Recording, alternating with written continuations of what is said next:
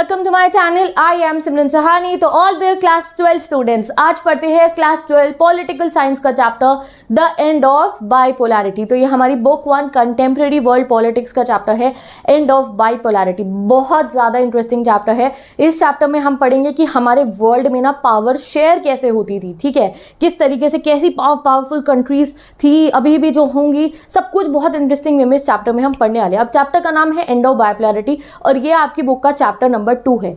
इससे पहले भी एक चैप्टर है जिसका नाम है cold war era, but guys अभी 2022-23 बैच के लिए कोल्ड वॉर एरा वाला चैप्टर डिलीट हो गया है। But I am telling you, अगर आपको एंड ऑफ बाइपोलैरिटी चैप्टर को अच्छे से समझना है तो आपको कोल्ड वॉर की नॉलेज होनी चाहिए। तो there is no need to worry, मैं आपको अभी इसी वीडियो में ही थोड़े से टाइम में कोल्ड वॉर भी अच्छे से समझा दूंगी, जिससे आपको जितना नीड है इस चैप्टर को समझने के लिए कोल्ड वॉर की, वो पूरा मैं आपको समझा दूंगी कोल्ड वॉर क्या था।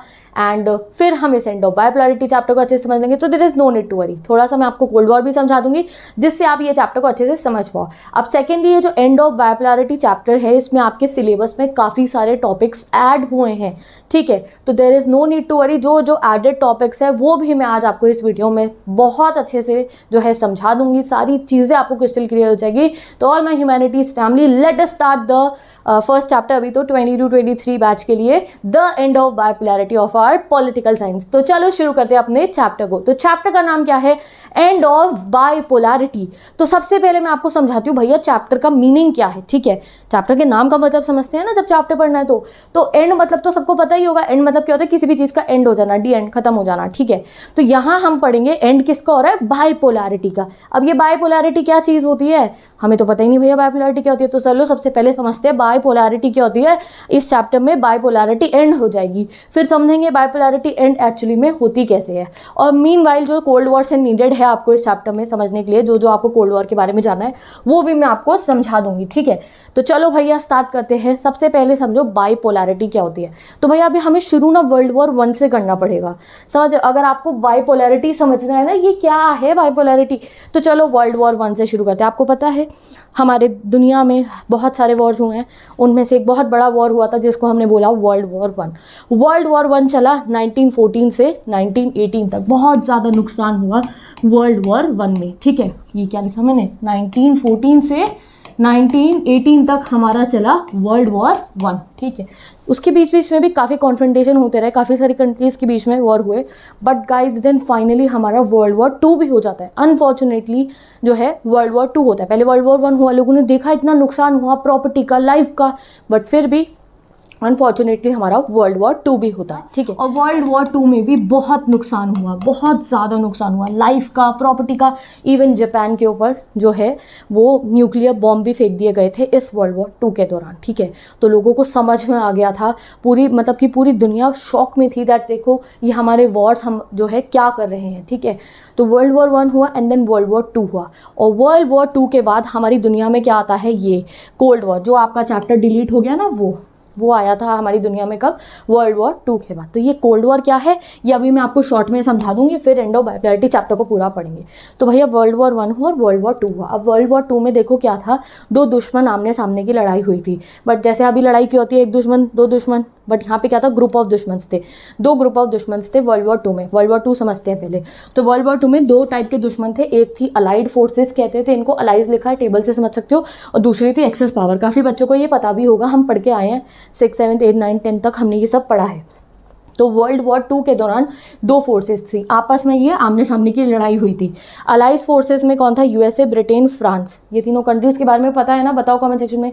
आपको यूएसए भी पता होगी, ब्रिटेन भी पता है, फ्रांस भी पता है। और नेक्स्ट कंट्री कौन सी थी अलाइज फोर्सेस में? यूएसएसआर। ये कौन सी कंट्री है? कौन सी कंट्री है ये यूएसएसआर? पता है किसी को? नहीं पता? तो यही है गाइस हमारे चैप्टर में, हमें इसी कंट्री के बारे में फुल ऑन डिटेल में इस चैप्टर में पढ़ना है। इस कंट्री का नाम क्या है? यूएसएसआर। तो एंड ऑफ वर्ल्ड वॉर 2 में क्या हुआ था? एंड ऑफ बाइपोलैरिटी चैप्टर में हमें पढ़ना ही यूएसएसआर के बारे में। जब यूएसएसआर का एंड हो जाता है तो बाइपोलैरिटी का भी एंड हो जाता है, ठीक है। तो जो वर्ल्ड वॉर 2 हुआ था इसमें 2 दुश्मन थे, एक अलाइड फोर्सेस, दूसरी एक्सेस पावर। अलाइड फोर्सेस में था यूएस, ब्रिटेन, फ्रांस, यूएसएसआर, और एक्सेस पावर में था इटली, जर्मनी, जापान। लड़ाई में क्या होता है? ये जो अलाइड फोर्सेस वाले थे ये जीत जाते हैं, इनकी क्या हो जाती है? इनकी जीत हो जाती है। तो अभी जो है आपको सारी कंट्रीज़ पता है वर्ल्ड वॉर 2 की, ये भी पता है USA, Britain, France, Italy, Germany, Japan को आप जानते हो, बट आप यूएसएसआर को नहीं जानते हो। तो चलो अब अपने चैप्टर पे चलते हैं और सबसे पहले समझते हैं ये यूएसएसआर है क्या। तो let us see the USSR, या फिर हम इसको सोवियत यूनियन भी कह सकते हैं। तो अगर आपको इस चैप्टर को समझना है तो बहुत ध्यान से जो मैं बता रही हूँ समझते रहो, ठीक है। तो व्हाट इज़ यूएसएसआर, या फिर कहो आप सोवियत यूनियन। अब ये यूएसएसआर क्या है, यूएसएसआर की फुल फॉर्म है union of Soviet socialist Republic. आप सबको रशिया के बारे में पता होगा, रशिया वेरी पावरफुल कंट्री, पता है ना रशिया के बारे में, यस। तो पहले ज़माने में देखो क्या था, 1991 से पहले, ठीक है, 1991 से पहले हमारी बहुत बड़ा एक देश था, आप कह सकते हो ग्रुप ऑफ नेशंस था, जिसको बोला जाता था USSR, union of Soviet socialist Republic. इसमें कौन कौन सी कंट्रीज आती थी, टोटल 15 कंट्रीज थी, एक रशिया और 14 कंट्रीज़ और थी जिनका नाम मैंने यहाँ लिखा है। ये मिलके बनाते थे यूएसएसआर, एंड ये बहुत ही, अभी आपने देखा रशिया सो पावरफुल, और तब तो ये 14 कंट्रीज़ और थी साथ में, तो जस्ट इमेजिन ये कितने पावरफुल थे, ठीक है। तो ये यूएसएसआर बहुत ही पावरफुल कंट्रीज़ का एक यूनियन था ना, तभी तो इसका नाम क्या है, USSR, union of Soviet socialist Republic, इसको बोला जाता था यूएसएसआर। यहाँ आप देख सकते हो ये यूएसएसआर की कंट्रीज़ है, ये रशिया हो गया, and then all the other 14 countries. यहाँ आप देख सकते हो Russia, Ukraine, Georgia, Belarus, Uzbekistan, Armenia, Azerbaijan, Kazakhstan, Kyrgyzstan, Moldova, Turkmenistan, Tajikistan, Lithuania, Lithuania, Estonia, ठीक है। लर्न नहीं करनी है हमारे को, जो इंपॉर्टेंट है वो आगे चैप्टर में पढ़ते रहेंगे। ये 15 कंट्रीज़ का जो यूनियन था, इसको बोला जाता था यूएसएसआर, या फिर सोवियत यूनियन भी हम कह सकते हैं। ये था हमारा सोवियत यूनियन। सोवियत यूनियन और यूएसएसआर सेम है, कन्फ्यूज़ मत होना। ये कब फॉर्म हुआ था, यहाँ आप देख सकते हो, the union of Soviet socialist Republic, या फिर आपको यूएसएसआर केम इनटू बीइंग, यानी कि कब आया, ये कब बना, after the socialistic revolution in Russia 1917। 1917 में यूएसएसआर फॉर्म होता है। कौन, हमारा यूएसएसआर 1917 में फॉर्म होता है। ये 15 कंट्रीज आपस में जो है इकट्ठी हो जाती है, अपना यूनियन बना लेती है, और एक बिग, इतना बड़ा हमारे पास नेशन हो जाता है यूएसएसआर। बट अनफॉर्चुनेटली हमारा 1991 में ये जो यूएसएसआर है ये डिसइंटीग्रेट हो जाए। अभी क्या हो रहा है, देखो अब यहाँ पे ये इतनी सारी कंट्रीज़ है, ये आपस में एक साथ रह रही हैं ना, ठीक है। 15 कंट्रीज़ हैं, इन सब कंट्रीज़ की अलग अलग लैंग्वेजेस भी थी, ठीक है, अलग अलग इनका कल्चर भी था। बट देन ऑल्सो 1917 के रेवोल्यूशन के बाद में they all were living together under one government. But धीरे धीरे क्या होता है, जैसे जैसे टाइम पीरियड्स आगे निकलते रहते हैं, तो क्या होता है 1991 में ये सारी कंट्रीज़ धीरे धीरे डिसइंटीग्रेट होना शुरू हो जाती हैं। ये सब हम पढ़ेंगे चैप्टर में, क्यों डिसइंटीग्रेट मतलब अलग हो जाती हैं, ठीक है, सब अलग हो जाती है। रशिया अलग हो जाती है, यूक्रेन अलग हो जाता है, एस्टोनिया, बेलारस, सब अलग अलग हो जाते हैं, और यूएसएसआर एंड हो जाता है। तो यही हमें समझना है चैप्टर में कि ये सब कंट्रीज़ अलग क्यों होती हैं, और यूएसएसआर जो है एंड क्यों हो जाता है, और यूएसएसआर का एंड होने का मतलब ही क्या है, बाइपोलैरिटी का एंड होना।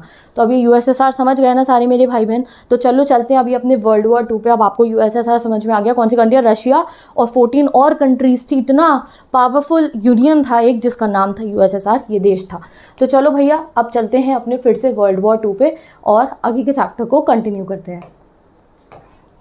तो वर्ल्ड वॉर 2 में हमने क्या पढ़ा, ये सब कंट्रीज़ थी। अब ये वर्ल्ड वॉर 2 का रिजल्ट क्या होता है कि अलाइड फोर्सेस जीत जाती हैं। ये वाला ग्रुप जो है यूएसए, ब्रिटेन, फ्रांस वाला, ये विजेता हो जाते हैं, ये जीत जाते हैं, और ये एक्सिस पावर हार जाती हैं, और इनको बहुत इकोनॉमिक लॉस भी होता है। पूरे वर्ल्ड में इटली, जापान, जर्मनी को बहुत लॉसेज होते हैं, ठीक है। तो इनको ये बहुत पावरफुल अब नहीं बचे थे, ये बहुत ज़्यादा लॉस में चले गए थे। बात की जाए ब्रिटेन और फ्रांस की, ये भी यूरोप में ही थे गाइस। तो यहाँ ब्रिटेन और फ्रांस को भी बहुत नुकसान हुआ था, और इवन ब्रिटेन की तो कॉलोनीज़ भी छिन रही थी। हमें भी फ्रीडम मिल गया था, ब्रिटेन हमारे पे रूल कर रहा था, तो उस समय पे हमने भी अपनी आज़ादी हासिल कर रही थी इसी टाइम पीरियड के बीच में। तो ब्रिटेन तो कॉलोनियलिज्म भी एंड हो रहा था ब्रिटेन। तो भैया पूरे वर्ल्ड में क्या हो गया था इस दौरान, जर्मनी, इटली, जापान ये हार गए, ब्रिटेन, फ्रांस को लॉस हो गया। जीत भी गए थे बट फिर भी बहुत नुकसान हुआ था। बट पूरे वर्ल्ड में 2 ऐसे कंट्रीज थी जो अब बहुत ज़्यादा पावरफुल थी। वर्ल्ड वॉर 2 के बाद भी अभी भी ये बहुत ज़्यादा पावरफुल थी। कौन सी कंट्रीज हो गई, ये रही ना गाइस हमारी, एक यूएसएसआर और दूसरी हमारी ये यूएसए। ये दोनों कंट्रीज़ पूरे वर्ल्ड में बहुत ज़्यादा पावरफुल कंट्रीज़ बन गई थी और इनको बोल दिया गया क्या, सुपर पावर। ठीक है, super power, they were extremely powerful. उनके पास इतने सारे न्यूक्लियर वेपन्स, अपने इतनी बड़ी मिलिट्री, ठीक है, और इन्होंने अपने अलाइंसेस बनाने शुरू कर दिया, यानी कि अपनी टीम में और कंट्रीज़ को शामिल करना शुरू कर दिया। अपना गैंग टाइप इन्होंने बना लिया था। एक बन गया था हमारा यूएसए का गैंग, एक बन गया था हमारा यूएसएसआर का गैंग। यूएसएसआर अपने गैंग में और कंट्रीज़ को शामिल करता था, यूएसए अपने वॉर में और अपने जो गैंग था उसमें और कंट्रीज़ को शामिल करता था। दो सुपर पावर हमारे वर्ल्ड में आ गई थी। इसी स्टेज को बोला जाता है बाइपोलैरिटी। जब पूरे वर्ल्ड में, मैंने यहाँ दो पोल्स बनाए ना, ऐसे मार्क करें, हमारा नॉर्थ पोल साउथ पोल होता है, वैसे ही ऐसे दो पोल्स में डिवाइड हो गई थी हमारी कंट्री। एक तरफ आ गया था यूएसए और उसके साथ में उसके गैंग में उसने काफ़ी सारे कंट्रीज़ को शामिल कर लिया था, और एक साइड पे आ गया था यूएसएसआर। यूएसएसआर ने अपना एक गैंग बना के बहुत सारी कंट्रीज़ को अपने साथ शामिल कर लिया था। तो इस सिचुएशन को बोला जाता है बाइपोलैरिटी। बाइपोलैरिटी एक ऐसा सिस्टम है जहाँ पे वर्ल्ड में बहुत ज़्यादा इकोनॉमिक, मिलिट्री और कल्चरल इन्फ्लुएंस शेयर की जाए बिटवीन टू कंट्रीज़। ठीक है, क्या हो गया था पूरे वर्ल्ड के अंदर, या तो लोग यूएसए की मिलिट्री हो गई, यूएसए का कल्चर हो गया, या फिर यूएसए की इकोनॉमिक पावर के इन्फ्लुएंस में थे, या यूएसएसआर की इकोनॉमिक पावर, मिलिट्री पावर की इन्फ्लुएंस में ज़्यादातर थे। तो ये था हमारा बाइपोलैरिटी। दो पोल्स हो गए, एक तरफ यूएसए, एक तरफ यूएसएसआर। ये था हमारा बाइपोलैरिटी। और देखो अब मैंने आपको क्या बताया, इन्होंने क्या करा, इन्होंने अपना गैंग बनाया। ये आपस में क्या हो गया था, सुपर पावर का गेम चल रहा था कि कौन ज़्यादा पावरफुल है। दो सुपर पावर्स बन गई थी। इसी सिचुएशन को हमने क्या बोला, बाइपोलैरिटी बोला। बट क्या आपने सोचा कि इन दोनों के बीच में वॉर हुआ कि नहीं हुआ? ये एक साइड पे यूएसए था इतना पावरफुल, एक साइड पे यूएसएसआर इतना ज़्यादा पावरफुल, 15 कंट्रीज़ का यूनियन, ये भी बहुत पावरफुल। क्या इनके बीच में वॉर हुआ कोई डायरेक्ट वाला, जैसे वर्ल्ड वॉर 2 हुआ था? नहीं, बिल्कुल नहीं हुआ, क्योंकि कोई भी नहीं चाहता था कि डायरेक्ट वॉर हो। यूएसए एंड यूएसएसआर के बीच में डायरेक्ट वॉर नहीं हुआ। इनफैक्ट इनके बीच में क्या चला, इनके बीच में कोल्ड वॉर चला। ठीक है, आपस में ये एक दूसरे से मुकाबला तो करते थे, बट बहुत अलग तरीके से, अपने गैंग में ज़्यादा कंट्रीज़ को शामिल करके, अपनी आइडियोलॉजी को ज़्यादा बेटर बता के। यूएसए एंड यूएसएसआर के बीच में सबसे बड़ा डिफरेंस और सबसे बड़ी लड़ाई किस चीज़ की चल रही थी, आइडियोलॉजी की। तो बेसिकली क्या हुआ, कोल्ड वॉर चैप्टर आप समझो कि आपने कोल्ड वॉर आधे से ज़्यादा समझ गया सिर्फ इतनी सी चीज़ के अंदर ही। क्या कि बाइपोलैरिटी की स्टेज थी, एक जगह सुपर पावर यूएसए, दूसरी जगह सुपर पावर हमारी यूएसएसआर। बट ये लोग डायरेक्टली लड़ाई नहीं करते हैं जैसे वर्ल्ड वॉर 2 में आपस में कंट्रीज़ ने आके लड़ाई करी। नहीं, इनके बीच में डायरेक्टली लड़ाई नहीं होती, तभी इनके बीच की जो लड़ाई चली उसको हम क्या बोलते थे, कोल्ड वॉर। ठंडा वॉर रहा, ये डायरेक्ट लड़ाई नहीं हुई, तभी हम इसको क्या बोलते हैं, कोल्ड वॉर बोलते हैं। एंड फाइनली देखो 1991 में, अभी मैंने अभी ऊपर आपको बता दिया है कि ये यूएसएसआर जो है ये एंड हो जाता है, ये डिसइंटीग्रेट हो जाता है। तो खुद सोचो ऐसी सिचुएशन में क्या होगा, दो सुपर पावर थी और एक सुपर पावर चली जाती है, तो क्या होगा, ऑब्वियसली जो पहली वाली सुपर पावर थी वो जीत जाएगी, वही बच गई खाली। तो यही होता है, यही पढ़ना है हमें इस चैप्टर में, एंड कैसे होती है बाइपोलैरिटी। मैंने आपको क्या बताया, बाइपोलैरिटी मतलब एक साइड यूएसए, एक साइड यूएसएसआर। अब भैया यूएसएसआर जब एंड हो जाएगा, डिसइंटीग्रेट हो जाएगा, तो उसको हम क्या बोलेंगे, बाइपोलैरिटी का भी एंड हो जाना। जब हमारे दो पोल्स में से एक पोल एंड हो गया, ठीक है, ये वाला हमारा यूएसएसआर जो था सुपर पावर के एंड हो गया। कैसे हुआ ये हम इस चैप्टर में पढ़ेंगे। तो जब ये एंड हो जाता है तो उसको हम कहते हैं एंड ऑफ बाइपोलैरिटी। तो इस चैप्टर में बहुत ध्यान से हम समझेंगे कि क्या रीज़न थे कि ये 15 कंट्रीज़ का इतना बड़ा यूनियन जो इतना पावरफुल था, मिलिट्री इतनी स्ट्रॉन्ग, इकोनॉमी इतनी स्ट्रॉन्ग, वो क्यों डिसइंटीग्रेट हो जाता है। एंड फाइनली हमारा वर्ल्ड जो है बाइपोलैरिटी से बाहर आ जाता है, बाइपोलैरिटी खत्म हो जाती है। ठीक है, तो यही हम इस चैप्टर में पढ़ने वाले हैं। तो कोल्ड वॉर शुरू हो जाता है कब, वर्ल्ड वॉर 1 के, वर्ल्ड वॉर 2 के बाद हमारा कोल्ड वॉर शुरू हो गया। एक साइड पे यूएसए, एक साइड पे यूएसएसआर, और इनकी आपस में कोल्ड वाला वॉर चलता रहता था। ठीक है, तो आई होप अब आप समझ चुके होंगे पूरा का पूरा बैकग्राउंड चैप्टर का। इस चैप्टर में हमें पढ़ना है कैसे यूएसएसआर डिसइंटीग्रेट हुआ। फाइनली अब हमें अपना चैप्टर को अच्छे तरीके से स्टार्ट करना है। कोल्ड वॉर से जो जो आपको समझना था आप समझ चुके हो, आपको समझ में आ गया बाइपोलैरिटी क्यों स्टार्ट हुई, क्या थी बाइपोलैरिटी, और बाइपोलैरिटी के दौरान पूरे वर्ल्ड में कोल्ड वॉर एरा चल रहा था। अब ये कोल्ड वॉर एरा के टाइम पे, बाइपोलैरिटी के टाइम पे देखो, जो यूएसएसआर था वो भी बहुत पावरफुल था और यूएसए वो भी बहुत पावरफुल था। तो यूएसए एंड यूएसएसआर में डिफरेंस क्या था ये जान लो, और ये यूएसएसआर की इंपॉर्टेंट चीज़ है जो हमें इस चैप्टर में समझनी है। यूएसए और यूएसएसआर के बीच में कोल्ड वॉर रहा, आपस में डायरेक्टली इन्होंने लड़ाई नहीं करी, इनका कोल्ड टाइप का वॉर चलता था। बेसिकली इनकी आइडियोलॉजी के ऊपर वॉर चलता था। आइडियोलॉजी मतलब आप समझ लो किस टाइप की गवर्नमेंट इन कंट्रीज़ में थी, कौन सा इकोनॉमिक सिस्टम बेटर है, उस पर बीच में इनका वॉर चलता था। यूएसए जो था गाइस, यूएसए की आइडियोलॉजी कौन सी फॉलो होती थी? यूएसए में आइडियोलॉजी चलती थी जिसका नाम था कैपिटलिज्म, ठीक है। आज के समय पे भी बहुत सारी कंट्री कैपिटलिज्म को फॉलो करती है एंड आई थिंक आपको कैपिटलिज्म का मीनिंग पता होगा। कैपिटलिज्म क्या है? सिंपल, एक ऐसी सिचुएशन, ऐसी गवर्नमेंट, ऐसा इकोनॉमिक सिस्टम जहाँ पे लोगों के पास अपनी प्राइवेट प्रॉपर्टी होती है, ठीक है। आप वहाँ पीआईपी में चेक कर सकते हो डिफरेंस कैपिटलिज्म का और कम्युनिज्म का। एक ऐसा गवर्नमेंट जहाँ पे लोगों के पास अपनी प्राइवेट प्रॉपर्टी है, ठीक है, और जितना भी कुछ डिसाइड होता है वो मार्केट फोर्सेस से डिसाइड होता है, प्रॉफिट और लॉस के बेसिस पे। गवर्नमेंट इंटरवेंशन कम होता है, सब कुछ प्रॉफिट पे चलता है। ये था हमारा कैपिटलिज्म। कैपिटलिज्म में डेमोक्रेसी भी शामिल थी। यूएसए डेमोक्रेटिक कैपिटलिज्म पे चलता था। यूएसए सपोर्ट करता था डेमोक्रेसी को, कि डेमोक्रेसी हो, लोग वोट डाल के अपने लीडर्स को चुने, और साथ ही के साथ कैपिटलिज्म में कि ऐसा ना हो, कैसा सिस्टम हो, लोग पैसा कमाए और जितना जितना पैसा वो अपनी कैपेबिलिटी के अकॉर्डिंग कमा रहे हैं उसको वैसे खर्च करें। उनको प्राइवेट प्रॉपर्टी खरीदनी है तो वो खरीद सकते हैं। ये सिंपल सिस्टम चलता था हमारा यूएसए में। और यूएसए के साथ में जितनी भी कंट्रीज़ यूएसए के गैंग में आती थी वहाँ पे ये कैपिटलिज्म और डेमोक्रेसी का सिस्टम चलता था। वहीं पे अगर हम बात करें यूएसएसआर की, तो गाइस यूएसएसआर में ऐसा सिस्टम बिल्कुल भी नहीं था। यूएसएसआर में एक बहुत ही डिफरेंट सिस्टम चलता था जिसका नाम है कम्युनिज्म, जो हम इस चैप्टर में समझने वाले हैं। कम्युनिज्म चलता था यूएसएसआर में। तो कोल्ड वॉर के टाइम पे क्या होता था? यूएसए कहता था मेरी आइडियोलॉजी कैपिटलिज्म ज़्यादा बेटर है, सभी को कैपिटलिज्म फॉलो करना चाहिए, डेमोक्रेसी को फॉलो करना चाहिए, और बहुत सारी कंट्री यूएसए के गैंग में चली जाती है। वहीं पे यूएसएसआर या फिर आपको सोवियत यूनियन, वो क्या कहता था? मेरी आइडियोलॉजी ये जो कम्युनिज्म है ये ज़्यादा बेटर है, और काफ़ी सारे लोग सोवियत यूनियन के साथ भी चले जाते हैं। तो पढ़ते हैं सोवियत यूनियन या यूएसएसआर की आइडियोलॉजी, ठीक है। कैपिटलिज्म तो हमें समझ में आ गया। अब पढ़ते कम्युनिज्म क्या थी। तो कम्युनिज्म कैपिटलिज्म से बहुत डिफरेंट होती है। कम्युनिज्म में देखो क्या होता है, जैसे आज के समय में आपका अपना घर होगा, ठीक है, आपका घर का रजिस्ट्री हो रखी होगी आपके घर में किसी भी बड़े जने के नाम पे, आप अपने घर में अपने हिसाब से रह रहे हो, ठीक है। आप जितना पैसा कमाते हो यू कैन स्पेंड इट, ठीक है, अपनी मर्जी से, ठीक है। आपको अपनी कैपेबिलिटीज़ के अकॉर्डिंग, जो आपकी स्किल्स है, जैसे आपको जॉब मिली उसके अकॉर्डिंग आपको पैसा मिल रहा है, ठीक है। बट कम्युनिज्म में ऐसा कुछ नहीं होता है। कम्युनिज्म में क्या होता है? एक इक्वालिटी वाली सोसाइटी बनाने के लिए सारा का सारा, यहाँ पढ़ो आप, कम्युनिज्म एक ऐसा गवर्नमेंट है और एक ऐसा सिस्टम होता है जहाँ पे किसी के पास भी अपनी प्राइवेट प्रॉपर्टी नहीं होती। जैसे कि अगर एक बहुत बड़ा फार्म है तो उसका कोई एक ओनर नहीं होगा कि हम कहेंगे ये इस फार्मर का फार्म है, नहीं। बहुत सारे फार्मर्स उस पर मिलकर काम करते थे एंड अकॉर्डिंगली जितना वो काम करते थे उनकी नीड के अकॉर्डिंग वो जो है आपस में पैसा बढ़ जाता था। कम्युनिज्म में क्या होता है? किसी के पास अपनी प्राइवेट प्रॉपर्टी नहीं होती है, समझ रहे हो? ऐसी सिचुएशन, सब कुछ गवर्नमेंट और जो कम्युनिटी है, गवर्नमेंट और जो लोग वहाँ रहते हैं मिल के ओन करते हैं, ठीक है। गवर्नमेंट सब्सिडीज़ प्रोवाइड करती है, वेलफेयर का सिस्टम चलता है यहाँ पे कम्युनिज्म आइडियोलॉजी में। तो यूएसएसआर कहता था कि अगर हमें इक्वालिटी लानी है, अगर अमीरी गरीबी का फ़र्क हटाना है तो हमें कम्युनिज्म को फॉलो करना चाहिए। यहाँ पे किसी भी अपनी प्राइवेट प्रॉपर्टी नहीं है, सब कुछ किसका है? पूरे देश का मिलकर है। ये होता था हमारा कम्युनिज्म, ठीक है। तो कम्युनिज्म कहता था, हमारा यूएसएसआर कहता था कम्युनिज्म बेटर है, यूएसए कहता था कैपिटलिज्म बेटर है। तो ये वॉर चल रहा था कोल्ड वॉर के टाइम पे। यूएसए कहता था मेरी आइडियोलॉजी कैपिटलिज्म बेटर, यूएसएसआर कहता था मेरी आइडियोलॉजी बेटर। बट फाइनली देखो हम देखेंगे जीत होती है यूएसए की आइडियोलॉजी की, कैपिटलिज्म की। क्यों?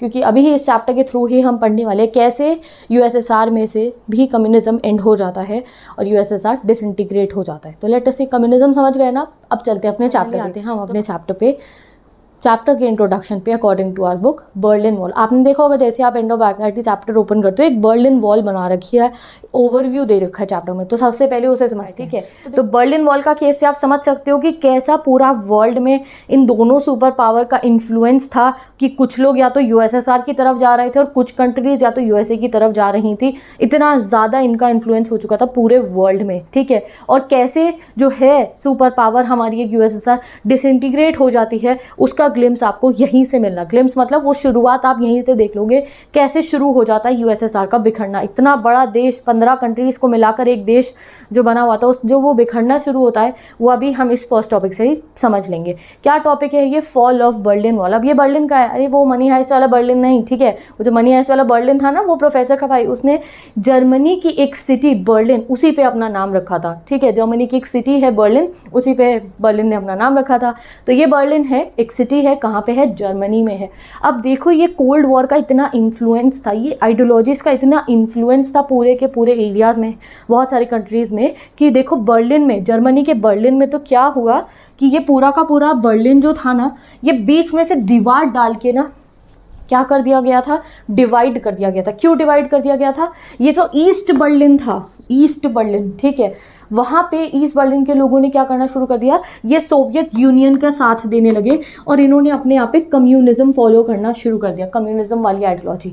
और जो वेस्ट बर्लिन था वो यूएसए के साथ में था और वो यूएसए की कैपिटलिज्म और डेमोक्रेसी वाली आइडियोलॉजी पे चल रहे थे। तो बीच में बर्लिन सिटी के बीच में दीवार थी, दीवार आप यहाँ देख सकते हो। ये दीवार कब लगाई गई थी, यानी कि कब ये दीवार को जो है बनाया गया था, 1961 में इस दीवार को बनाया गया था। और ये कोल्ड वॉर एरा का जीता जागता सबूत थी हमारे सामने, आइडियोलॉजीज का डिस्प्यूट का सबूत थी कि देखो भैया सिटी के अंदर से दीवार खड़ी कर दी है कि इधर वाले ईस्ट वाले यूएसएसआर के गैंग के मेंबर्स हैं, मेरी लैंग्वेज में मैं के गैंग के मेंबर मतलब यूएसएसआर के साथ में उनकी आइडियोलॉजी को फॉलो कर रहे हैं, और इधर वेस्ट वाले किसके, यूएसए के साथ हैं, यूएसए की आइडियोलॉजी को फॉलो करें। इतना इन्फ्लुएंस था कोल्ड वॉर का, इतना इन्फ्लुएंस था इन दोनों सुपर पावर का कि इन्होंने एक सिटी के बीच में ही ऐसा बंटवारा हो चुका था।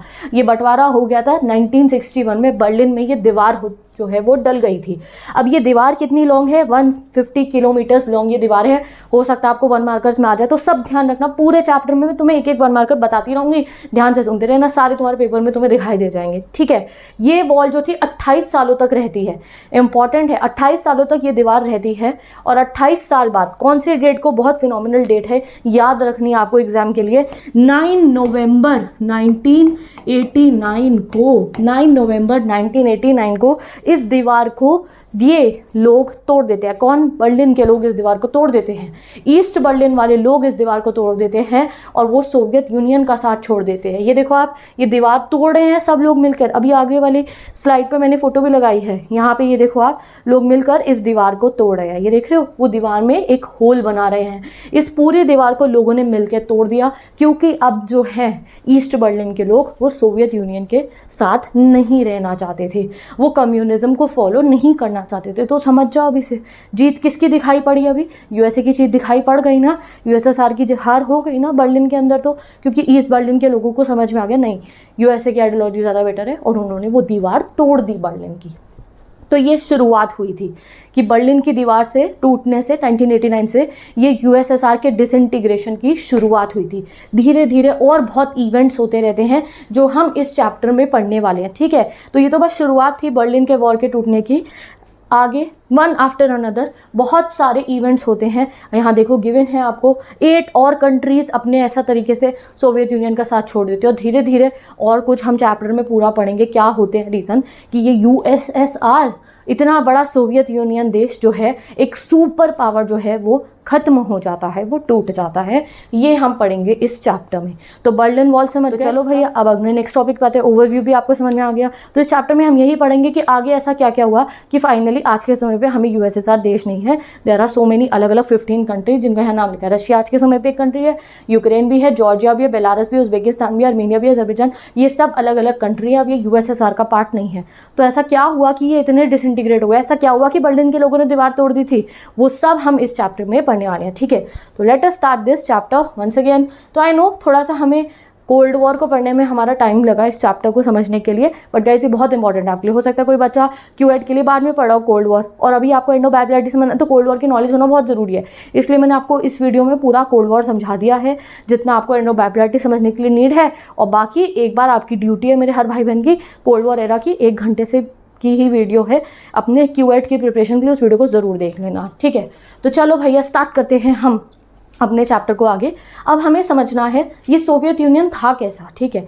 सोवियत यूनियन एक सुपर पावर था, ये मैंने आपको बता दिया, but why do we call it a super power, क्यों था ये सुपर पावर, ऐसा कुछ होगा तो इसमें। अब नाउ वी नो यूएसए के पास इतनी अच्छी मिलिट्री है, यूएसए के पास इतना पैसा है, यूएसए की इतनी सारी बातें हमें पता है, दैट मिलिट्री स्ट्रांग है, इनके जो है इतना पावरफुल इनके पास इकोनॉमी है इनकी, इसलिए यूएसए एक सुपर पावर हम समझ सकते हैं होगा। बट ये यूएसएसआर में ऐसा क्या था कि यूएसएसआर सुपर पावर था, ये हम समझते हैं गाइस। तो यूएसएसआर जो था गाइस बना कर था, फॉर्म कब हुआ था, ये बात अभी मैंने थोड़ी देर पहले आपको बता दी थी, रिवाइज कर लेते हैं। यूएसएसआर पूरा नाम क्या है इसका, union of Soviet socialist Republic. ये फॉर्म हुआ था कब, रशियन रेवोल्यूशन के बाद 1917 में। कब, 1917 में यूएसएसआर फॉर्म हुआ था। 1917 में यूएसएसआर फॉर्म हुआ था। रशियन रेवोल्यूशन के बाद हमारा यूएसएसआर फॉर्म हो जाता है। अब ये यूएसएसआर गाइस ये इन्होंने क्यों बनाया था? इगैलिटेरियन सोसाइटी बनाने के। Now what is egalitarian society? Egalitarian society मतलब इक्वालिटी वाली सोसाइटी।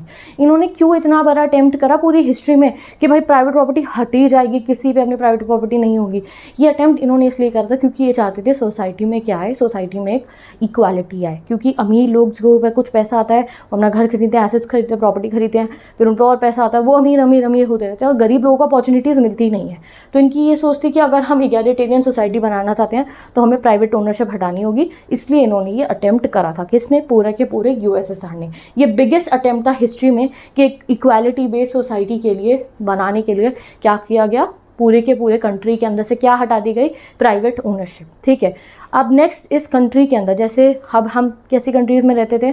डेमोक्रेसी में रहते हैं, या पहले ज़माने में मोनार्की होती थी, यानी कि राजा का रूल होता था या कोई डिक्टेटर होता था। यहाँ की पॉलिटिक्स कौन चलाता था? ये 15 देशों की गवर्नमेंट कौन चलाता था? इतने बड़े 15 देशों को चलाने के लिए भी तो कुछ लोग चाहिए। Yes, there was. कौन थे ये? Communist party.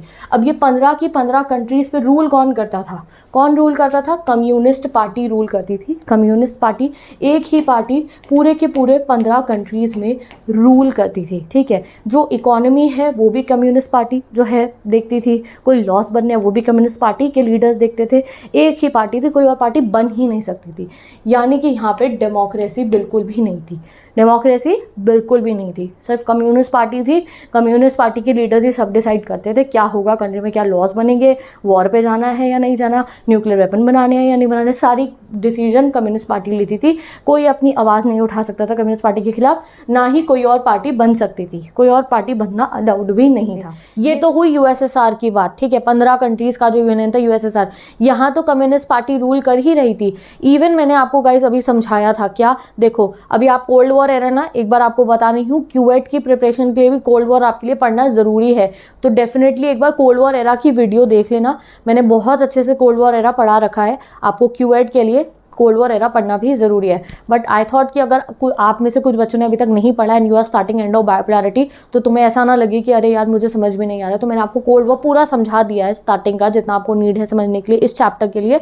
तो उसके थ्रू हम इस चैप्टर को अच्छे से समझ सकते हैं। बट मैं आपको बता रही हूँ कोल्ड वॉर ज़रूर पढ़ना है आप सब ने। मैंने काफ़ी कुछ बता दिया है। अब जब आप कोल्ड वॉर पढ़ोगे तो तुम्हें बहुत जल्दी समझ में आ जाएगा, क्योंकि आधे से ज़्यादा कोल्ड वॉर मैंने इसी वीडियो में समझा दिया है। तो लेट अस सी मैंने आपको क्या बताया। अच्छा चलो पॉइंट पे वापस आते हैं।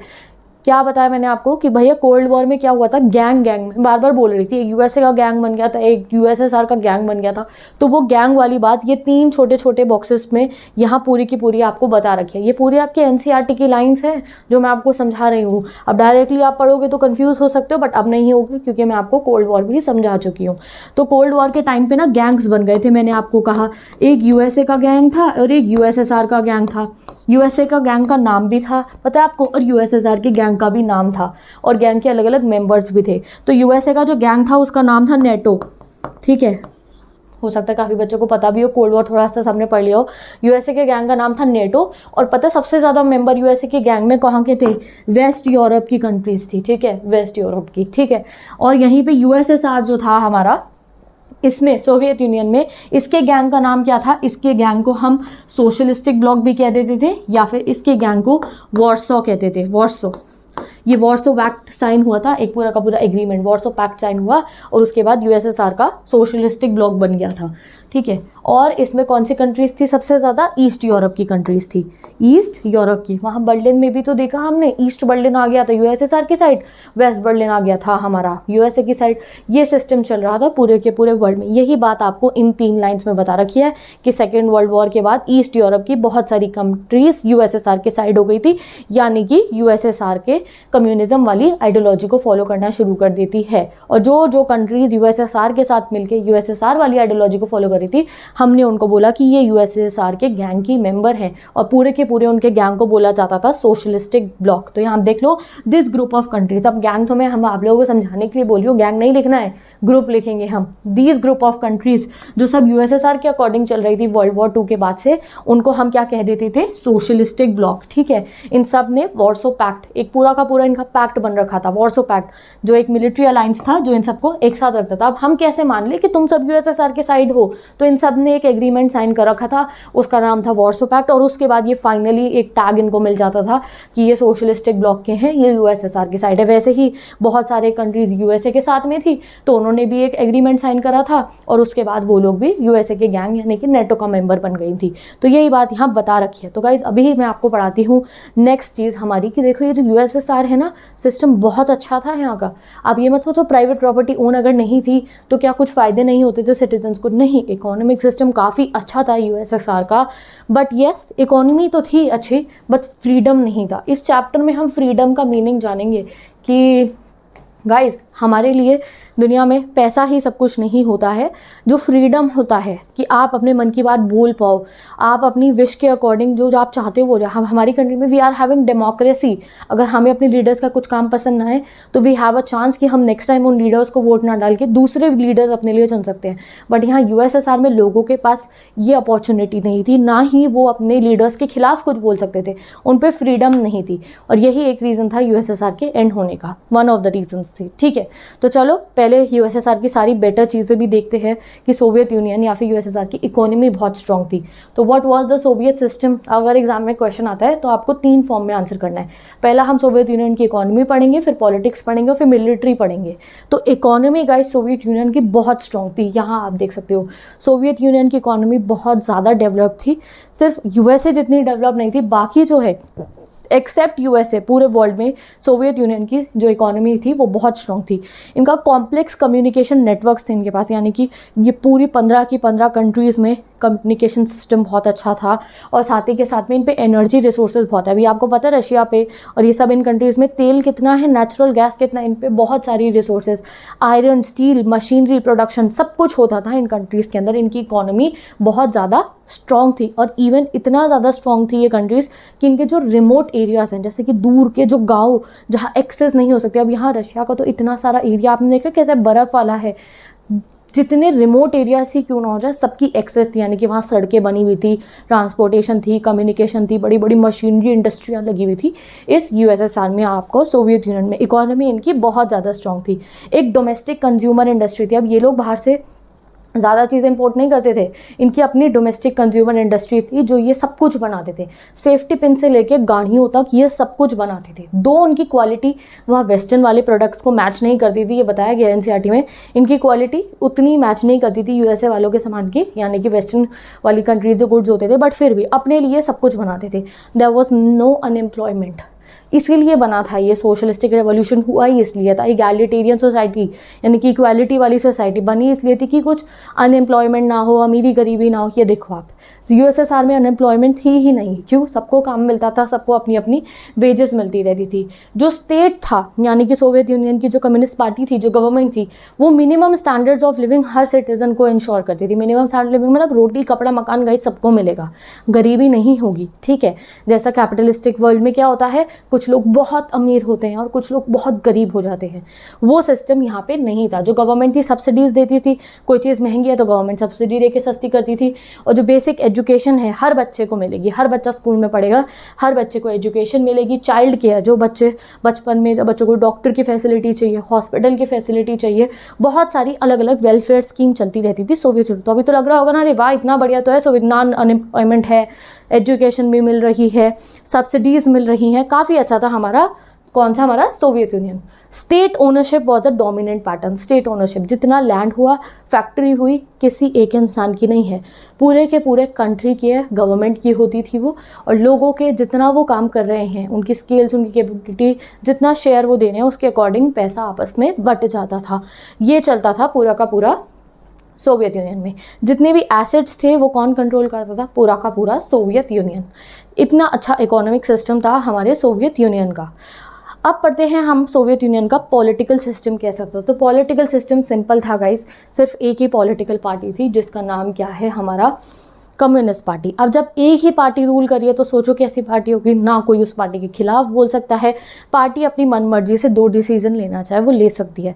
तो पॉलिटिकल सिस्टम कैसा हो गया था हमारे सोवियत यूनियन का? बहुत ब्यूरोक्रेटिक और अथॉरिटेरियन। अथॉरिटेरियन मतलब कि मनमानी करना अपना थोड़ा सा, कि लोगों का फ्रीडम उसमें जा रहा था, ऐसे डिसीजन लिए जा रहे थे कि लोगों की फ्रीडम का ध्यान नहीं रखा जाता था, बहुत अथॉरिटेटिव डिसीजन लिए जाते थे, ठीक है। वही चीज़ मैंने आपको कही ना कि आपको कितनी भी कंफर्ट्स दे दे, बट अगर आपके पास अपना फ्रीडम ही ना हो तो आप क्या सोचोगे। जैसे मैंने लास्ट ईयर जब ये चैप्टर एक्सप्लेन करा था तो मैंने एक एग्जाम्पल दिया था कि आपको एक रूम में बंद कर दिया जाए, तुम्हें फ्री वाईफाई, खाना और game, everything what ever you need आपको सब मिल जाए, बट फिर भी अगर आप एक कमरे में बंद हो तो आप वहाँ नहीं रहना चाहोगे। Exactly happened in USSR. लोगों को इकोनॉमी से काफ़ी फ़ायदे मिल रहे थे बट उनके पास बिल्कुल भी फ्रीडम नहीं था, एंड इसी वजह से लोगों ने आगे चल के स्ट्रगल्स हुए और पूरा का पूरा यूएसएसआर डिसइंटीग्रेट हो गया, क्योंकि कम्युनिस्ट पार्टी बहुत अथॉरिटेरियन रूल कर रही थी, ठीक है। तो डेमोक्रेसी बिल्कुल भी नहीं थी, कोई इस कंट्री के खिलाफ, कोई कम्युनिस्ट पार्टी के खिलाफ आवाज़ नहीं उठा सकता था, फ्रीडम ऑफ स्पीच नहीं थी। लोग कई बार उनको, जो अब वही गवर्नमेंट चलती है तो गवर्नमेंट कई बार कुछ ऐसे लॉज बनाती है लोगों को पसंद नहीं आते, तो in our country we are having right कि हम प्रोटेस्ट करके अपनी आवाज़ उठा सकते हैं। वहाँ यूएसएसआर में प्रोटेस्ट हो ही नहीं सकता था, ठीक है। और वहाँ पे लोग बेचारे क्या करते थे, अपनी आवाज़ उठाने के लिए कई बार कार्टून्स के थ्रू और सकास्टिक वे में अपनी फीलिंग्स को जो है शो करते थे। उनके पास बिल्कुल भी फ्रीडम नहीं था। जितनी भी इंस्टीट्यूशन थे सोवियत यूनियन के, सब में करप्शन था, ठीक है। कम्युनिस्ट पार्टी बहुत ही टाइट कंट्रोल लग रही थी हर एक इंस्टीट्यूशन के ऊपर, चाहे वो फैक्ट्री हो, इंडस्ट्री हो, कोई फार्म हो, सब पे बहुत टाइट कंट्रोल था। किसका? हमारी कम्युनिस्ट पार्टी का। और कम्युनिस्ट पार्टी लोगों को अनअकाउंटेबल थी। अनअकाउंटेबल मतलब जवाब नहीं देती थी। एग्जैक्टली वही कि फ्रीडम बिल्कुल भी नहीं था लोगों के पास। जो कम्युनिस्ट पार्टी करती थी सब अपनी मर्जी से करती थी। जो लीडर्स होते थे वो बहुत लाविश लाइफ जीते थे, और जो आम जनता थी ना वो वही मिनिमम स्टैंडर्ड्स वाली लाइफ जीती रहती थी, बट वहाँ लीडर्स बहुत लाविश लाइफ जीते थे अपनी। और पार्टी जो है, एक और प्रॉब्लम थी बहुत बड़ी, कहाँ पे? हमारे यहाँ पे सोवियत यूनियन में। अब देखो सोवियत यूनियन ना 15 कंट्रीज़ का मिक्सचर था। अब वो 15 कंट्रीज़ की अपनी अलग अलग लैंग्वेजेस भी थी और अपने उनकी अलग अलग कल्चर्स भी थी। अपनी लैंग्वेजेस थी और सबका अपना अपना कल्चर था। तो 15 कंट्रीज़ है, अलग अलग लैंग्वेज, अलग अलग कल्चर। बट ये जो सोवियत यूनियन कम्युनिस्ट पार्टी के जो लीडर्स थे वो उन लोगों को, जो अलग अलग कल्चर के लोग वहाँ रहते थे, उनको उनके कल्चर के जो अफेयर्स थे वो अपने हिसाब से करने का राइट नहीं दे रहे थे, ठीक है। तो भाई कल्चर रिलेटेड डिसीजन तो सबको अपने अकॉर्डिंग लेने चाहिए ना, वो भी उन लोगों को अलाउड नहीं था, ठीक है। जो डिसीजन कम्युनिस्ट पार्टी ले रही है वही चलता था सोवियत यूनियन में, एग्जैक्टली सब सेम चलता था, बट कल्चर सबका अलग था, डिफरेंट सबका अलग था। कल्चर और लैंग्वेज को अगर आपको महत्ता नहीं दी जाती थी। अब हमारा इंडिया में देखो, we are unity in diversity. हमारे यहाँ सबका अलग अलग, इतने सारे अलग अलग सुंदर सुंदर कल्चर हैं, इतनी सारी डिफरेंट डिफरेंट लैंग्वेजेस हैं। जब हमारी कंट्री को ज़रूरत पड़ी, अभी challenges of nation building chapter में आप पढ़ोगे, जब ज़रूरत लगी हमारे देश के लीडर्स को, कमीशन बना दी जिसने लैंग्वेजेस के बेसिस पे, अलग अलग लोगों के डिमांड के बेसिस पे उनके डिमांड्स को फुलफिल करा, क्योंकि लैंग्वेज एंड कल्चर लोगों को बहुत प्रिय होता है, ठीक है। और उसकी वजह से ही वो अच्छे तरीके से रह पाते हैं अपनी सोसाइटी में। यहाँ पे लैंग्वेज और कल्चर को भी वो प्रेफर नहीं कर रहे थे, अपनी मर्जी चला रहे थे। ये भी पॉलिटिक्स का आप कह सकते हो, ये सिस्टम भी एक ड्रॉबैक रहा हमारे सोवियत यूनियन का।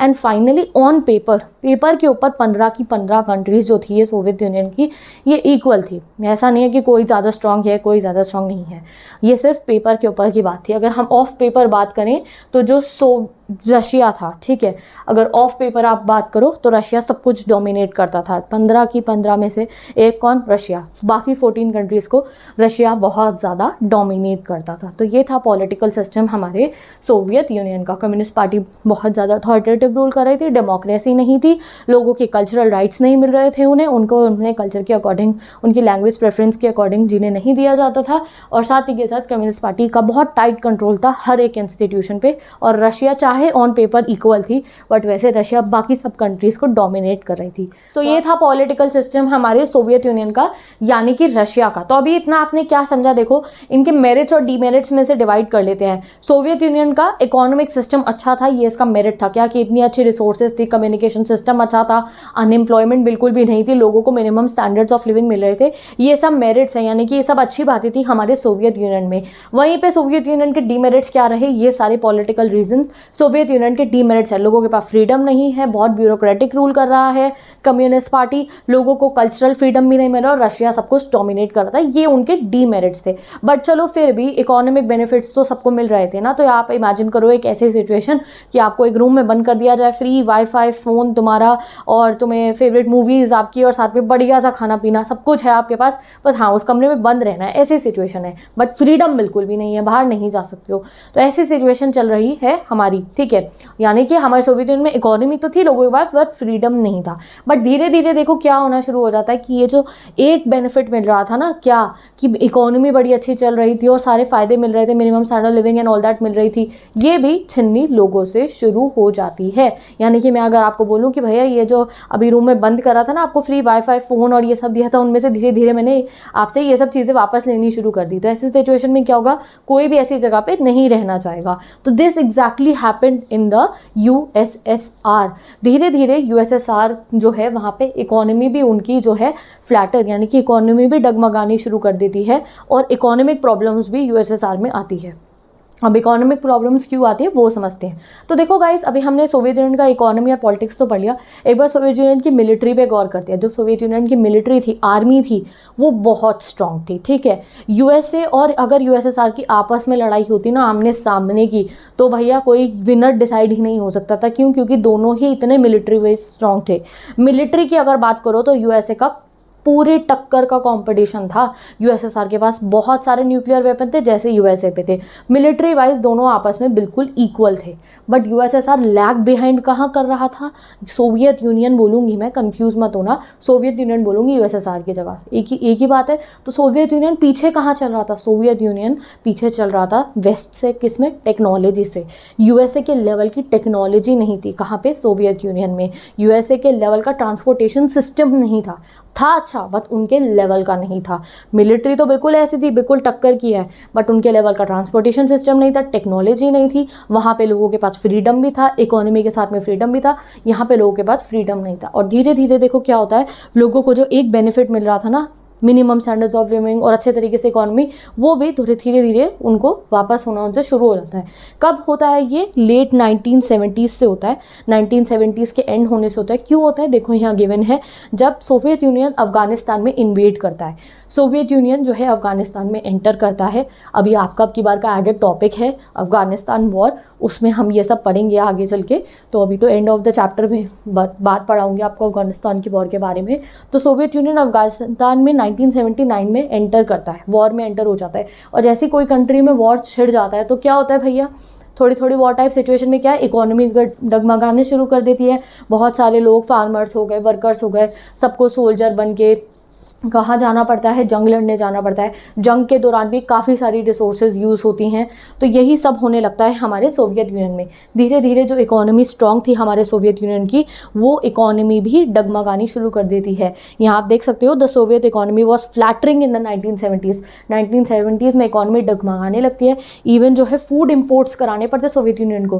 पहले सोवियत यूनियन जो पिन्स टू लेके, सेफ्टी पिन से लेके गाड़ियों तक सब सोवियत यूनियन अपनी कंट्री में बना रहे थे। तो खाना भी तो बना रहे थे वो, बट धीरे धीरे इवन फूड जो है, फूड आइटम, वो भी, अनाज भी उन्हें इंपोर्ट कराना पड़ता है। तो देखो आप, सब कुछ जो है शॉर्टेजेस हो जाती है कंज्यूमर गुड की। कंज्यूमर गुड मतलब खाने पीने का सामान ही, कंज्यूमर डेली टूथपेस्ट, ब्रश, ये सब daily day to day items की भी शॉर्टेजेस हो जाती हैं हमारे कहाँ पे? सोवियत यूनियन के अंदर। और यही रीजंस थे डाउनफॉल के सोवियत यूनियन के। क्या था भैया? एक कमरे में बंद है, फ़ोन फ्री, वाईफाई और सारा टेस्टी टेस्टी खाना और सब कुछ, गेम्स एंड ऑल दैट सब कुछ हमें मिला हुआ था। वो भी छिन गया तो क्या रहोगे आप कमरे के अंदर बंद? नहीं ना। तो exactly happened in the Soviet union. जो इकोनॉमिक बेनिफिट्स मिल रहे थे धीरे धीरे वो भी लोगों को मिलने जो है डिक्रीज हो जाते हैं। ये रीजंस थे हमारे सोवियत यूनियन के डिसइंटीग्रेशन के। तो चलो अब मूव करते हैं अपने नेक्स्ट टॉपिक पे। Let us start the next topic, Gorbachev and the disintegration. तो अब हमें पढ़ना है सोवियत यूनियन के लीडर मिशेल गॉर्बाचोव के बारे में, जिन पे एग्जाम में बहुत सारे क्वेश्चन आने वाले हैं। तो देखो, सोवियत यूनियन के ये लीडर मिशेल गॉर्बाचोव सोवियत यूनियन के यूएसएसआर के लास्ट लीडर थे। लास्ट लीडर क्यों थे? क्योंकि इनके आने के बाद सोवियत यूनियन डिसइंटीग्रेट हो जाता है। इनको ब्लेम करा जाता है कि इनकी वजह से सोवियत यूनियन डिसइंटीग्रेट हुआ। अब क्यों हुआ ये समझते हैं, क्यों इन्हें ब्लेम किया जाता है। तो ये कौन थे? मिशेल गॉर्बाचोव जी। ये 1985 में ना सोवियत यूनियन के जनरल सेक्रेटरी, कम्युनिस्ट पार्टी के, आई मीन टू से, सोवियत यूनियन को कौन रूल कर रहा था? कम्युनिस्ट पार्टी ना। तो ये कम्युनिस्ट पार्टी के जनरल सेक्रेटरी बन जाते हैं 1985 में। और जनरल सेक्रेटरी मतलब बनना कि ये हैं अब सोवियत यूनियन के लीडर और ये लेंगे सारे के सारे डिसीजंस जो है सोवियत यूनियन के लिए। तो ये काफ़ी हटकर थे बाकी कम्युनिस्ट पार्टी के लीडर्स से। जैसे बाकी कम्युनिस्ट पार्टी के लीडर कैसे थे? करप्टेड, ब्यूरोक्रेटिक, अथॉरिटेरियन रूल वाले। ये उनसे बहुत हटके थे। देखो, इन्हें अपनी कमी का अंदाज़ा था। इन्हें क्या पता था कि सोवियत यूनियन इकोनॉमी अच्छी है, पॉलिटिकल सिस्टम सोवियत यूनियन का अच्छा नहीं है, मिलिट्री तो अच्छी थी सोवियत यूनियन की, तो इन्हें पता था कि भैया अब मेरे को ना अपनी कंट्री को क्या करना है, टेक्नोलॉजी वाइज भी और फ्रीडम भी अपनी कंट्री में लेकर आना है, ठीक है। मिशेल गॉर्बाचोव का जो सोच थी वो बिल्कुल सही थी। वो क्या चाहते थे कि उनकी कंट्री जो टेक्नोलॉजी वाइज इतनी बैकवर्ड चल रही है, उनके यहाँ भी, जैसे अभी बार बार हम पढ़ें, वेस्ट की जितनी टेक्नोलॉजी नहीं थी सोवियत यूनियन में, वेस्ट की जितनी टेक्नोलॉजी नहीं थी सोवियत यूनियन में, तो मिशेल गॉर्बाचोव वांटेड कि वेस्ट की जितनी टेक्नोलॉजी हमारे पास आए और जो कुछ भी कमियां चल रही हैं उनके एक एक इंस्टीट्यूशन में, वो सब कमियां जो है वो खत्म हो जाए। और साथ ही के साथ वो चाहते थे कि ये जो वेस्टर्न वर्ल्ड है, ये जो यूएसए है, ये जो कोल्ड वॉर चल रहा है, ये सारे सिचुएशन नॉर्मल हो जाए, कोल्ड वॉर सब खत्म हो जाए, सब आपस में आराम से शांति से रहना शुरू कर दे, ये वो चाहते थे। तो देखो कितनी अच्छी सोच थी उनकी। वो चाहते थे कि हमारी कंट्री के लोगों को बेनिफिट मिले, जैसे वो पिछड़े हुए रह रहे हैं ना टेक्नोलॉजी वाइज यूएसए वालों से, वो ना रहे। हम भी जब हमारे पे इतनी रिसोर्सेज, हम सुपर पावर है, तो क्यों ना अपनी टेक्नोलॉजी भी बढ़ाई जाए, ये सोच थी मिशेल गॉर्बाचोव की। और साथ ही के साथ ये चाहते थे डेमोक्रेटाइजेशन लाना, कहाँ पे, अपने कंट्री में, सोवियत यूनियन में। डेमोक्रेटाइजेशन ये भी आपका एडेड टॉपिक है अब की बार का इस क्लास 12 स्टूडेंट्स, तो एडेड टॉपिक भी पढ़ाती रहूंगी एंड ऑफ बायोपॉलिटी में, कोई तुम टेंशन मत लो, मैं सब पढ़ा दूंगी तुम्हारे को और सब कुछ तुम्हें क्लियर हो जाएगा, ठीक है। तो डेमोक्रेटाइजेशन लाने की कोशिश करते हैं मिशेल गॉर्बाचोव। तो देखो कैसे लीडर हैं ये, सारी पावर, ये जो इतना मिसयूज हो रहा था पावर का, करप्शन हो रहा था, bureaucratic authoritarian rule, so he was हमारे सोवियत यूनियन में क्या हो, डेमोक्रेटाइजेशन है। तो ये डायरेक्ट डेमोक्रेसी लाने की कोशिश नहीं करते हैं, ये धीरे धीरे कुछ रिफॉर्म्स लाते हैं, जिससे कि वहाँ जो सोवियत यूनियन है वहाँ के लोगों को भी कुछ फ्रीडम मिले, कुछ चॉइसेस मिले। तो दो टाइप के रिफॉर्म्स ये सोवियत यूनियन में लेकर आते हैं। अब बहुत डिटेल में तो आगे चल के पढ़ना भी, तो जितना हमारे सिलेबस में उसी के हिसाब से हम पढ़ लेते हैं, ठीक है। तो ये दो टाइप के रिफॉर्म सोवियत यूनियन में लेकर आते हैं, पेरेस्ट्रोइकी में भी। तो ये रिफॉर्म वो लेकर आते हैं जिसका इंग्लिश में मतलब है रीस्ट्रक्चरिंग। रीस्ट्रक्चरिंग करना मतलब इनका क्या मन था कि इकोनॉमी जो है, इंस्टीट्यूशंस जो है, इंस्टीट्यूशन मतलब क्या, स्कूल हो, कॉलेज हो, इंडस्ट्री हो, या फिर आप कहो कि गवर्नमेंट का कोई सिस्टम हो, पोस्टल सिस्टम हो, एनी सिस्टम, जो भी इंस्टीट्यूशंस है वो रीस्ट्रक्चर हो, पहले से बेहतर तरीके से चले, उसके लिए रिफॉर्म्स लाते हैं। सेकेंड वॉज ग्लानोस्ट, या फिर जो भी ये है प्रोनाउंसिएशन इसकी, इसका मतलब है ओपननेस, ओपन हो जाना।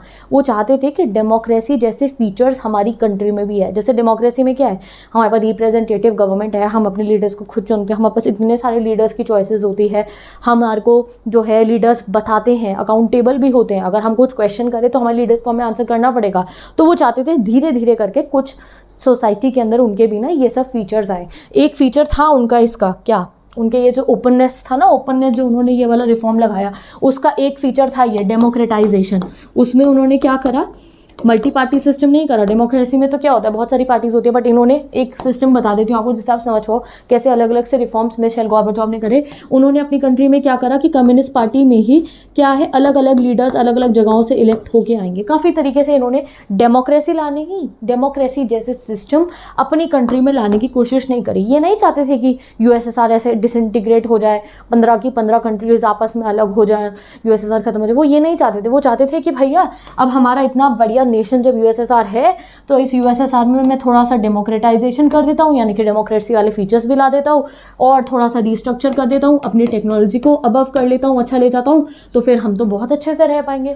ओके, तो ये थे हमारे गॉर्बाचोव जी के रिफॉर्म्स। इनकी सोच क्या थी, ये चाहते थे कि जो वेस्टर्न वर्ल्ड है उसकी सच्चाई जो मेरे यूएसएसआर के लोग हैं उन्हें पता चले कि वेस्टर्न वर्ल्ड में ज़्यादा अच्छी टेक्नोलॉजी है, वहाँ पे लोगों के पास फ्रीडम है। वो चाहते थे उनकी कंट्री में भी ऐसा ही हो, लोग अच्छे तरीके से रहें, टेक्नोलॉजी अच्छी हो जाए।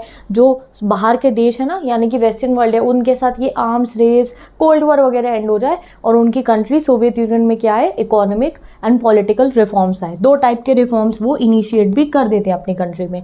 और ये जो मैंने आपको बताई ना सच्चाई वाली बात, देखो पहले ना सोवियत यूनियन के लोगों को बोला जाता था कि वो दे आर लिविंग बेटर, ठीक है, कि आप जो सोवियत यूनियन के ईस्टर्न ब्लॉक के जो लोग हैं आप बेटर रह रहे हो, वेस्टर्न वर्ल्ड के लोग इतने बेटर नहीं रह रहे हैं। बट ये जो सच्चाई थी ना, ये सच नहीं था, ठीक है। जो सच्चाई थी धीरे धीरे लोगों को दिखनी शुरू होती कि नहीं भैया, वेस्टर्न वर्ल्ड के लोगों के पास तो ज़्यादा अच्छी टेक्नोलॉजी है। इवन टेक्नोलॉजी के साथ साथ वहाँ पे प्राइवेट प्रॉपर्टी थी ना, लोग अपने हिसाब से ज़्यादा इनकम भी कमा रहे थे। सोवियत यूनियन में अगर मिनिमम स्टैंडर्ड्स ऑफ लिविंग था, तो वहाँ पे लोग और अच्छे स्टैंडर्ड्स ऑफ ऑफ लिविंग भी मेंटेन कर पा रहे थे, ठीक है। और कितना फ्रीडम था वहाँ लोगों के पास, डेमोक्रेसी इस्टेब्लिश थी, वो सब सच्चाइयाँ जो थी धीरे धीरे लोगों को समझ में आती है। सबसे पहले सच्चाइयाँ देखो जैसी समझ में आने किसको शुरू होती है, ईस्टर्न ब्लॉक को। ईस्टर्न ब्लॉक कौन सा हुआ, मैंने अभी आपको वो पढ़ा तो हमने गाइस गैंग वॉर। तो वो जो गैंग था ना हमारा कौन सा वाला, सोवियत यूनियन का, जिसको वॉर्सो बोला गया, जहाँ पे ईस्ट यूरोप की कंट्रीज थी, उनको दिखने लगा कि भैया वो तो वेस्ट यूरोप के बिल्कुल पास में थे ना, उन्हें दिखाई दिया कि भैया ये हमसे अच्छा जीने हैं, तो उन्होंने सोवियत यूनियन का साथ छोड़ दिया। जैसे हमने ओवरव्यू में पढ़ा, चैप्टर के पहले टॉपिक में पढ़ा, बर्लिन वॉल। बर्लिन वॉल में क्या था, बर्लिन में दीवार खींची पड़ी थी पूरी की पूरी इतनी लंबी, एक तरफ ईस्ट बर्लिन, दूसरी तरफ वेस्ट बर्लिन। ईस्ट बर्लिन के लोगों ने देखा, अरे भैया झाँक कर देखा उन्होंने, वेस्ट बर्लिन के लोग ज़्यादा अच्छे से रह रहे हैं, तो उन्होंने दीवार तोड़ दी और कम्युनिज्म का और सोवियत यूनियन का साथ भी छोड़ दिया। और गॉर्बाचोव को पता था कि ऐसा हो सकता है, तो इसीलिए वो चाह रहे थे कि उनकी कंट्री में रिफॉर्म्स आ जाए, चेंजेस आ जाएं। बट उनके रिफॉर्म्स लाने का जो नतीजा होता है, नतीजा, कॉन्सिक्वेंस, अंजाम जो होता है, वो ना उन्होंने ना कभी किसी और ने सोचा था कि ऐसा हो जाएगा। उनके रिफॉर्म्स लाने के बाद ये सब कमियां उन्हें पता थी, तभी तो वो रिफॉर्म ला रहे थे। वो धीरे धीरे डेमोक्रेसी लाते हैं सोवियत यूनियन की कंट्रीज़ के अंदर, डेमोक्रेसी जैसे फीचर्स लाते हैं, बट तब भी उनके सारे रिफॉर्म्स फेल हो जाते हैं। क्यों होते हैं अब ये समझते हैं। तो देखो अब हमारे गॉर्बाचोव जी ने क्या करा, गॉर्बाचोव जी ने वहाँ पर डेमोक्रेसी के फीचर्स लेके आए, ठीक है। काफ़ी सारी जितनी भी 15 स्टेट्स से मिल रहा था ना, 15 कंट्रीज़ का सोवियत यूनियन था, यूएसएसआर, तो ये यहाँ पे डेमोक्रेसी जैसे फीचर्स लाने शुरू करते हैं और लोगों को मिलनी शुरू होती है आज़ादी, लोगों को फ्रीडम मिलना शुरू होता है। जस्ट इमेजिन अ सिचुएशन, वो जिस रूम में तुम बंद हो, जहाँ में तुम्हें फ़ोन, तुम्हारे को favourite movies, your PUBG game, सारा जो कुछ भी तुम्हें चाहिए, और साथ में टेस्टी टेस्टी खाना भी दिया हुआ है, और मैंने अभी तक कहा था तुम बंद हो उसमें मैं तुम्हें कह रही हूँ चलो ठीक है एक आध दिन तुम्हें मैं बाहर भी जाने दूँगी, घूम लो, ठीक है। तो तुम्हें और अच्छी लगेगी ना वो जगह, ऑब्वियसली और अच्छी लगेगी। तो ऐसे ही जो है गॉर्बाचोव जी करना शुरू करते हैं, लोगों को फ्रीडम देना भी शुरू करते हैं। बट जैसे जैसे लोगों को फ्रीडम मिल रहा था, वैसे वैसे कम्युनिस्ट पार्टी के जो हार्ड लाइन लीडर्स थे, वो कम्युनिस्ट पार्टी जो 70 सालों से सोवियत यूनियन पे रूल कर रही थी, उनके हाथ से तो उनकी पावर जा रही थी। उन्हें ये डेमोक्रेटिक रिफॉर्म्स पसंद नहीं आने थे, उन्हें ये रीस्ट्रक्चरिंग समझ में नहीं आ रही थी, वो इसके खिलाफ थे, वो चाहते थे ओल्ड स्कूल रूल। तो वो यही करते हैं। 1991 में सोवियत यूनियन के कम्युनिस्ट पार्टी के मिलिट्री लीडर्स का हो, या आप बिग जो लीडर्स थे, जो हार्ड लाइनर्स थे, जो बिल्कुल कम्युनिज्म की आइडियोलॉजी के हिसाब से चलाना चाहते थे, दे व्हाट दे डिड, वो एक कूप करते हैं। कूप क्या होता है गाइस, तख्ता पलट। तख्ता पलट मतलब पहले ज़माने में ऐसा बहुत होता था, क्या कि एक राजा ने एक राजा को हटा दिया उनकी गद्दी से और उनकी गद्दी छीन ली, ठीक है, वहाँ पे हो गया। तो वैसे ही सोवियत यूनियन में 1991 में एक मिलिट्री कूप होता है। मिलिट्री कूप मतलब यानी कि अब सारी की सारी पावर मिलिट्री अपने हैंड में ले लेती है। वो जो सारा फ्रीडम लोगों को मिला हुआ था, वो सब फ्रीडम एंड ऑल दैट सब एंड करके फिर से एक बार कम्युनिस्ट पार्टी सारी पावर अपने हाथ में ले लेती है और ओल्ड स्कूल वाला सिस्टम चला देती है। वही जो बहुत समय से चल रहा था ना पहले वाला, ओल्ड स्कूल रूल लगा देती है। तो देखते हैं ऐसा क्या होता है, क्यों होता है। तो इसको एक फ्लो चार्ट की तरह समझ लो। यहाँ पे आप देखो, एक बार फ्लो चार्ट की तरह समझ लेते हैं। 1985 में हमारे गॉर्बाचोव जी ने क्या करा, रिफॉर्म्स लेकर आए। 1985 से वो वहाँ पे अपने सोवियत यूनियन में रिफॉर्म्स यानी कि बदलाव लाते हैं। रिफॉर्म मतलब बदलाव लाते हैं, अच्छे अच्छे चेंजेस लाते हैं। और उस अच्छे अच्छे चेंजेस से वहाँ की सोसाइटी के लोगों को फ्रीडम मिल रहा था। लोग तो खुश थे, बट कौन खुश नहीं था, कम्युनिस्ट पार्टी के जो लीडर थे, सीपी लीडर्स लिख रही हूँ मैं, वो खुश नहीं थे। तो 1991 में जो कम्युनिस्ट पार्टी के लीडर्स ना एनकरेज करते हैं किसको, मिलिट्री को, और मिलिट्री एक कूप कर देती है, तख्ता पलट कर देती है, और फिर से वहाँ पे वही ओल्ड स्टाइल रूल होना शुरू हो जाता है। कहाँ पे, सोवियत यूनियन में। बट एक बहुत बड़ी कहावत है क्या, कि एक बार अगर किसी इंसान ने फ्रीडम चख लिया है, टेस्ट कर लिया है, तो वो उस आज़ादी को कभी भूल नहीं सकते हैं। वो डेफिनेटली उस आज़ादी के लिए दोबारा लड़ाई करेंगे। And exactly happened. जब ये कूप होता है, जब ये तख्ता पलट हो जाता है, फिर से कम्युनिस्ट पार्टी अपना ओल्ड स्कूल रूल लेकर आना स्टार्ट कर देती है, तो एक लीडर इमर्ज होते हैं। कहाँ पे, हमारे रशिया में बोरिस येल्सिन एक नेशनल लीडर की तरह वो इमर्ज होते हैं, और वो इस कूप को अपोज करते हैं, वो इस मिलिट्री ग्रुप को अपोज करते हैं। ये कौन थे गाइस? ये रशिया से इलेक्टेड लीडर थे, ये रशिया से जीते थे इलेक्शंस को, बहुत पॉपुलर सपोर्ट के साथ ये इलेक्शन को जीते थे, and he emerged as a national hero. ये सोवियत यूनियन के, रशिया के एक नेशनल हीरो की तरह इमर्ज हुए। इन्होंने इस मिलिट्री कूप को बहुत अपोज करा। किसको? ये जो तख्ता पलट हुआ, जो मिलिट्री फिर से ओल्ड स्टाइल रूल चला रही थी, इसको इन्होंने बहुत ज़्यादा अपोज करा। किसने? येल्त्सिन ने। अब इस दौरान जो है सोवियत यूनियन में कुछ और बड़े बड़े चेंजेस आ रहे थे। वो क्या थे? अब सोवियत यूनियन का सेंट्रलाइज कंट्रोल जो था वो शेक हो रहा था। सेंट्रलाइज कंट्रोल मतलब क्या होता है भैया? ये 15 कंट्रीज़ है सोवियत यूनियन। पहले क्या था? ये 15 की 15 कंट्रीज़ में सेंट्रलाइज कंट्रोल है, यानी कि हर जगह सब कुछ सेम हो रहा है। जैसे हमारे यहाँ आपने देखा होगा एक सेंट्रल गवर्नमेंट होती है, सेंट्रल गवर्नमेंट जो लॉज बनाती है वो पूरी कंट्री में चलते हैं। तो सोवियत यूनियन में सेंट्रलाइज्ड कंट्रोल चल रहा था, सब कुछ सब जगह सेम टाइप से हो रहा था। बट अब धीरे धीरे पावर जो थी वो शिफ्ट होनी शुरू हो जाती है टुवर्ड्स द रिपब्लिक्स जो यूरोपियन पार्ट में थी। यहाँ आप मैप देखो फिर से सोवियत यूनियन का, यहाँ आपको दिख रहा होगा यूक्रेन वाला एरिया, ये बेलारस जहाँ पे है, ये एरिया रशिया में ही थे, यानी कि सोवियत यूनियन के ही थे, यूएसएसआर के ही थे, बट ये यूरोप की तरफ से आते हैं। ठीक है, अब धीरे धीरे क्या होने लग गया था, जब इतना स्ट्रगल चलने लग गए, गोर्बाचोव के रिफॉर्म्स आ गए, चेंजेस आ गए सोसाइटी में, तो ये वाला जो पार्ट था यहाँ पे ज़्यादा पावर हो गई थी। धीरे धीरे यहाँ पे ज़्यादा पावर्स आनी शुरू हो गई थी। अब यहाँ के एरिया ज़्यादा प्रॉस्परस होने लग गए थे, इन पर ज़्यादा पैसा आ गया था। तो यहाँ के जो ये लोग थे ये अब सोवियत यूनियन के साथ नहीं रहना चाहते थे, और वही कम्युनिस्ट पार्टी फिर से ओल्ड स्कूल रूल लेकर आ गई थी। तो फाइनली इन दिसंबर 1991, दिसंबर में 1991 में बोरिस येल्त्सिन की लीडरशिप के अंडर में रशिया, यूक्रेन और बेलारस डिक्लेयर कर देते हैं कि क्या हो गया है, सोवियत यूनियन वॉज डिसबैंडेड। बहुत ही इम्पॉर्टेंट टाइम है ये आपके इस पूरे चैप्टर का। एंड ऑफ बाइपोलैरिटी पढ़ना है ना, तो लो हो गई बाइपोलैरिटी एंड। कब हुई? 1991 में हुई। कब हुई? जब बोरिस येल्त्सिन की लीडरशिप के अंडर में रशिया, यूक्रेन, बेलारस कहते हैं सोवियत यूनियन बैन, ख़त्म सोवियत यूनियन। डिसबैंड मतलब सोवियत यूनियन अब एंड हो गया है। अब ये 15 की 15 कंट्रीज़ का कोई यूएसएसआर नाम का यूनियन नहीं है, अब हम सब अलग अलग देश बन जाएंगे। ये कब होता है? दिसंबर में 1991 में, और इसी के साथ बाइपोलैरिटी भी एंड हो जाती है। समझ गए ना बाइपोलैरिटी क्यों एंड हो गई? जब यूएसएसआर खत्म तो मतलब कि दूसरी सुपर पावर खत्म, दूसरी सुपर पावर खत्म मतलब कि बाइपोलैरिटी खत्म। बाइपोलैरिटी मतलब क्या था? 2 सुपर पावर। कब हुआ ये? दिसंबर में 1991 में। और उनका रीजंस क्या था होने का? गोर्बाचोव जी रिफॉर्म लाए, रिफॉर्म लाने के बाद क्या हुआ? मिलिट्री कूप हुआ। मिलिट्री कूप के दौरान एक नए लीडर इमर्ज हुए।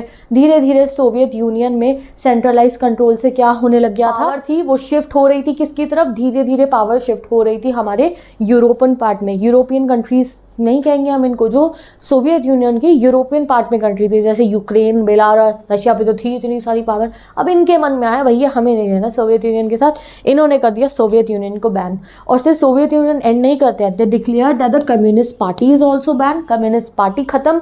And the most important thing, ये क्या कहते हैं कि अब हम लोग ये रशिया, यूक्रेन, बेलारस और बाकी जितनी की 15 कंट्रीज़ थी यूएसएसआर के मेंबर, अब ये सब क्या अडॉप्ट कर लेंगी? ये सब अडॉप्ट कर लेंगे डेमोक्रेसी एंड कैपिटलिज्म। वही जो यूएसए की आइडियोलॉजी थी, जो अमेरिका की आइडियोलॉजी थी, ये कहते हैं कि अब हम वो अडॉप्ट कर लेंगे। तो फाइनली सोवियत यूनियन का डिसइंटीग्रेशन हो गया। अब ये जो डिसइंटीग्रेशन था गाइस, जो सेंट्रल एशियन रिपब्लिक थी ना, सेंट्रल एशियन रिपब्लिक मतलब मैप पे वापस चल लेते हैं एक बार गाइस, जिससे हम एक बार मैप को फिर से अपनी स्लाइड से ही स्टडी कर लेते हैं। ये 15 का 15 देशों का था सोवियत यूनियन। इसमें से यूरोपियन पार्ट में कौन कौन सी थी? ये रशिया, यूक्रेन, बेलारस, जॉर्जिया, ये सब यूरोपियन पार्ट में थी, यानी कि इधर यूरोप कॉन्टिनेंट की तरफ। ये चाह रही थी अलग होना, ये थोड़ी इनके पास ज़्यादा पावर आ गई थी, इकोनॉमिक प्रॉस्परस हो गई थी, इन्होंने कहा डिसइंटीग्रेशन कर दो, सोवियत यूनियन डिसइंटीग्रेट हो गया। बट ये जो सेंट्रल एशिया की तरफ वाली कंट्रीज थी, इनमें से कुछ आप मान सकते हो, जैसे ये हो गई हमारी तुर्कमेनिस्तान, ये नहीं चाहते थे कि भैया हम ये वाली सेंट्रल एशियन वाली, ये नहीं चाहती थी सोवियत यूनियन से अलग होना। इन्हें बहुत फ़ायदा मिल रहा था यूएसएसआर में पूरे में रह के, ये नहीं चाहती थी। बट भैया अब तो हो गया था ना सोवियत यूनियन डिसइंटीग्रेट, तो ये जो सेंट्रल एशियन मंच थी और पूरे के पूरे वर्ल्ड को एक शॉक की तरह लगता है ये क्या? The declaration of the disintegration of the USSR came as a surprise. पूरे वर्ल्ड को भी सरप्राइज की तरह लगा, अरे भैया बाइपोलैरिटी एंड। और ये जो सेंट्रल एशियन रिपब्लिक थी जो चाहती ही नहीं थी सोवियत यूनियन से अलग होना, उनको भी शॉक लगता है। अब भैया सोवियत यूनियन डिसइंटीग्रेट, अब ये 15 के 15 देश क्या करेंगे? क्या होगा इनका? ये पहले देश थोड़ी थे। तो यस, अब इन्होंने क्या कहा कि हम क्या बन जाएंगे? हम बन जाएंगे इंडिपेंडेंट स्टेट्स, अपना नेशन बना लेंगे और ये अपने आप को फॉर्म कर लेते हैं ना कॉमनवेल्थ ऑफ इंडिपेंडेंट स्टेट्स। ये आपका एडेड टॉपिक है। अभी थोड़ी देर बाद CIS पूरा डिटेल में पढ़ाऊंगी आपको, ठीक है। एडेड टॉपिक क्या आपका ये अब की बार NCERT में नहीं गिवन है, हमें इसके बारे में खुद से पढ़ना है, तो at the end of the chapter बनाऊंगी जिससे कंफ्यूज ना हो आप अभी। तो ये Soviet union and of bipolarity, इसलिए मैंने यहाँ फोटो लगा दिया। सोवियत यूनियन अब खत्म हो गया, बट वो जो 15 कंट्रीज़ थी, Russia, Ukraine, Belarus and so many others, अब ये क्या करेंगे? तो इन लोगों ने खुद को एक CIS बना लिया, यानी कि कॉमनवेल्थ ऑफ इंडिपेंडेंट स्टेट। कुछ अपना ऑब्जेक्टिव्स भी बनाते हैं ये कि अपनी अपनी गवर्नमेंट अपनी अपनी कंट्री में अच्छे से अब हम चलाएंगे और ज़रूरत पड़ी तो एक दूसरे की मदद भी करेंगे। इस टाइप से अपना ये एक CIS जो है वो बना लेते हैं, ठीक है। अब भैया आगे क्या होगा? अभी तो USSR जो है इन्होंने तो अपनी CIS बना ली, अब 15 की 15 कंट्रीज़ बन जाएंगी, यानी कि अब हमारे वर्ल्ड मैप पे 15 नए देश आ जाएंगे। पहले तो एक था ना वो USSR, नहीं अब USSR नहीं, 15 और देश ऐड हो जाएंगे।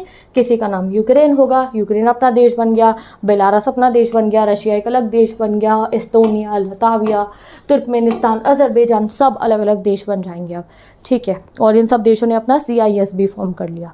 बट वो क्या हुआ, जो USSR की इतनी सारी मिलिट्री पावर थी, इतना सारा न्यूक्लियर वेपन, वो किसके पास जाएगा? रशिया के पास जाएगा सब कुछ। तो आफ्टर द डिसइंटीग्रेशन, तुम्हारे दिमाग में भी आओगे ना, रशिया पे तो इतने सारे न्यूक्लियर वेपन है, USSR पे पहले इतने वेपन्स थे, इतनी मिलिट्री थी इनकी, तो जो कुछ भी USSR का पहले था, रशिया सबसे डोमिनेटेड स्टेट तो पहले भी थी, तो रशिया बिकेम द वारिस। वारिस पता है ना आपको, एयर जो होता है, एक तरीके से रशिया USSR का वारिस बना। जो कुछ भी पहले USSR का था, ज़्यादातर न्यूक्लियर वेपन्स मानो, मिलिट्री का ज़्यादातर सामान मांगो, मिलिट्री थिंग्स, वो सब ज़्यादातर किसके पास जाती है?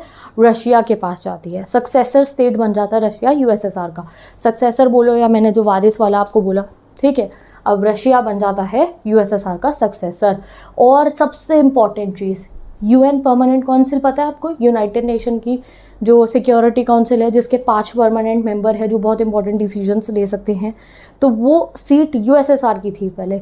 अब USSR तो ख़त्म हो गया, तो उसकी सीट किसने ली? रशिया ने ली। अभी आपको पता है, आगे यूनाइटेड नेशन चैप्टर में पढ़ेंगे, सिक्योरिटी काउंसिल के 5 मेंबर है। बताना मुझे कॉमेंट सेक्शन में, UN सिक्योरिटी काउंसिल के कौन से 5 मेंबर है, ठीक है। कौन कौन से है? USA है, ब्रिटेन है, फ्रांस है, चाइना है। 5वां मेंबर हमारा कौन सा हो गया? रशिया हो गया। बट पहले USSR था, अब USSR की चेयर किसको मिल जाती है? रशिया को मिल जाती है, ठीक है। और जितने भी न्यूक्लियर वेपन्स थे USSR के कोल्ड वॉर के दौरान, इतने न्यूक्लियर वेपन्स इन्होंने इकट्ठे करे थे, वो सब भी किसके हो गए थे? रशिया के हो गए थे। और साथ ही के साथ जो आपको ट्रीटी साइन करनी थी, अब पहले भैया कोल्ड वॉर के टाइम पे तो इनकी बहुत ना एग्रीमेंट साइन होते थे आपस में, अमेरिका के, USA के और USSR के। अब USSR तो खत्म भैया, साइन कौन करेगा? तो वो साइन वाइन भी किसने करने थे? रशिया ने। And in this way the old Soviet union was dead and buried. अब इस तरीके से जो हमारा सोवियत यूनियन था, USSR, जो रशियन रेवोल्यूशन के बाद बना, वो फाइनली 1991 में डिसइंटीग्रेट हो गया, डेड हो गया, बरी हो गया, और साथ ही के साथ बाइपोलैरिटी भी गायब हो गई, ठीक है। अब एग्जाम में डायरेक्ट ऐसा क्वेश्चन आ सकता है, why did the old Soviet union was dead and buried? तो मिशेल गॉर्बाचोव के रिफॉर्म से लेके कूप और ये सब कुछ आप बहुत बढ़िया तरीके से एक्सप्लेन कर सकते हो। तो चलो अब हम पढ़ते हैं अपने नेक्स्ट टॉपिक पे। Let's start our next topic, जिसका नाम है why did the Soviet Union disintegrated. तुम कहोगे ये क्या बात है, अभी तो इतना सारा पढ़ के आए हैं, कूप हुआ, रिफॉर्म्स आए थे इसलिए डिसइंटीग्रेट हुआ। हाँ हमने पढ़ा है, बट गाइज अब हम इनको और डीप तरीके से स्टडी करेंगे, डीपली पढ़ेंगे कि और क्या रीजंस थे जो ऐसा इतना बड़े देश ऐसे डिसइंटीग्रेट हो गया, इतना बड़ा सोवियत यूनियन डिसइंटीग्रेट हो गया, क्यों रशिया, यूक्रेन, बेलारस ने कहा हमें डिसइंटीग्रेशन चाहिए। इनको हमें अब डीपली स्टडी करना पड़ेगा। एग्जाम में डायरेक्ट क्वेश्चन आएगा, define, right, why did the Soviet Union disintegrated. तो उसको आपको 3 से 4 रीज़न बताने होंगे। पहला होता है इकोनॉमिक रीज़न, लोग वहाँ की इकोनॉमी स्टैग्नेट हो गई थी परेशान से। दूसरा पॉलिटिकल रीज़न, तीसरा रीज़न डिसइंटीग्रेशन डिसइंटीग्रेशन का क्या था, गोर्बाचोव के रिफॉर्म आए, लोगों को सच्चाई पता चल गई, अरे भैया हम तो बहुत पिछड़े हुए हैं, हो गया डिसइंटीग्रेशन। और फोर्थ रीज़न था जो एक, अभी फोर्थ रीज़न जब पढ़ाते पढ़ाते ही बता दूंगी। तो चलो शुरू करते हैं अभी हम अपने पहले रीज़न से। तो पहला रीज़न यूएसएसआर के डिसइंटीग्रेट होने का क्या था, इकोनॉमिक रीज़न। इकोनॉमी जो थी सोवियत यूनियन की अब स्टैग्नेट होने लगी थी। जैसे ही सोवियत यूनियन ने अफगानिस्तान में इन्वेड करा 1979 से, लेट 1970 से ही सोवियत यूनियन की इकोनॉमी डगमगाती है और फिर स्टैग्नेट और रुक जाती है। अब पहले क्या था, वहाँ पे लोगों को बेसिक अमेनिटीज़ मिल रही थी, कंज्यूमर गुड्स मिल रहे थे। अब क्या हुआ, कंज्यूमर गुड्स की शॉर्टेज हो गई। मैंने तुम्हें कहा मैं तुम्हें कमरे में बंद करी हूँ, फ्री टीवी, फ़ोन, वाईफाई, सारी फेवरेट मूवीज़, अच्छा टेस्टी खाना, तुम बंद हो जाओ, ठीक है, चुपचाप तुम बनते। अब धीरे धीरे करके मैंने तुमसे वो सारी अमेनिटीज़ जो मैंने तुम्हें दी थी, फ़ोन, वाईफाई, टीवी, अच्छा खाना, वो सब भी वापस लेना शुरू कर दिया। तो क्या रहोगे तुम उस कमरे में? नहीं ना, एग्जैक्टली हैपेंड। अब इकोनॉमी भी बेकार होनी, स्टैग्नेट होनी, अगर हम अच्छे सेंस में बोले तो शुरू हो गई थी हमारे सोवियत यूनियन की। अब इकोनॉमी तो स्टैग्नेट हो ही रही थी, साथ ही के साथ जो ऑर्डिनरी सिटीजन्स थे उनको ये पता चला कि भैया वेस्टर्न वर्ल्ड के लोग हमारे से ज़्यादा इकोनॉमिकली एडवांस हैं। आज तक इन लोगों को एक झूठ बोला गया था, आप कहो, या इन लोगों को ये बताया गया था, जितने भी लोग यूएसएसआर में रह रहे थे, कि आप लोग ना बेटर जी रहे हो, वेस्टर्न वर्ल्ड के लोग इतना अच्छा नहीं जीते जितना अच्छा आप जीते हो। बट धीरे धीरे लोगों को सच्चाई पता चली। जैसे वहाँ बर्लिन में लगी थी तो उन्होंने बर्लिन की दीवार तोड़ दी, वैसे यहाँ के लोगों को भी सच्चाई पता लगी। यहाँ के लोगों को वेस्टर्न कैपिटलिज्म के बारे में जब पता चला कि भैया वेस्ट में तो इतनी टेक्नोलॉजी है और वेस्टर्न वर्ल्ड के लोग जो हैं उनको अपने अपने घर हैं, उन पर अपने ऐसी अमेनिटीज़, बेसिक अमेनिटीज़ ही नहीं, वो शायद थोड़ा और ज़्यादा अर्न करते होंगे। जब उन्हें पता चला कि वहाँ डेमोक्रेसी और वहाँ लोग अपने लीडर्स को खुद चुन सकते हैं, ये सब जब ईस्टर्न यूरोप के और सोवियत यूनियन के लोगों को पता चला तो उन्होंने क्या कहा, उनको ये चीज़ एक शॉक की तरह लगी है। देखो वेस्टर्न कैपिटलिज्म की रियलिटी कि भैया वो लोग हमसे अच्छे से जी रहे हैं, ये बात उन्हें एक साइकोलॉजिकल और पॉलिटिकल शॉक की तरह लगती है। किसे? सोवियत यूनियन के लोगों को। तो ये रीज़न था सोवियत यूनियन के डिसइंटीग्रेट होने का। नेक्स्ट रीज़न क्या था, देखो सोवियत यूनियन मिलिट्री पे बहुत खर्चा कर रहा था, बहुत ह्यूज एक्सपेंडिचर था। वे न्यूक्लियर वेपन बनाते थे, ये इतना सारे रॉकेट्स, पता नहीं आपको पता है ना यूएसएसआर, अभी रशिया पे कितने सारे मिलिट्री वेपन्स हैंगे, तो यूएसएसआर पे भी थे, ऑब्वियसली सब पे थे। तो भाई इतना खर्चा इन्हें अपनी मिलिट्री पे करना पड़ता था। तो पहले तो सब सही चल रहा था मिलिट्री के साथ साथ कि अपनी इंडस्ट्री भी चला रहे थे, बट 1970 के बाद से मिलिट्री का खर्चा इतने होने की वजह से इन्हें प्रॉब्लम फेस करनी पड़ती है। एंड लास्ट कौन सा था, अब यहाँ से रीड करो। जो सोवियत यूनियन था उनको बहुत ज़्यादा न्यूक्लियर और मिलिट्री रिसोर्सेज जो थी ना गाइस, वो यूज़ करनी पड़ रही थी ईस्ट यूरोप में सैटेलाइट स्टेट बनाने के लिए और 5 सेंट्रल एशियन रिपब्लिक्स को अपने साथ रखने के लिए।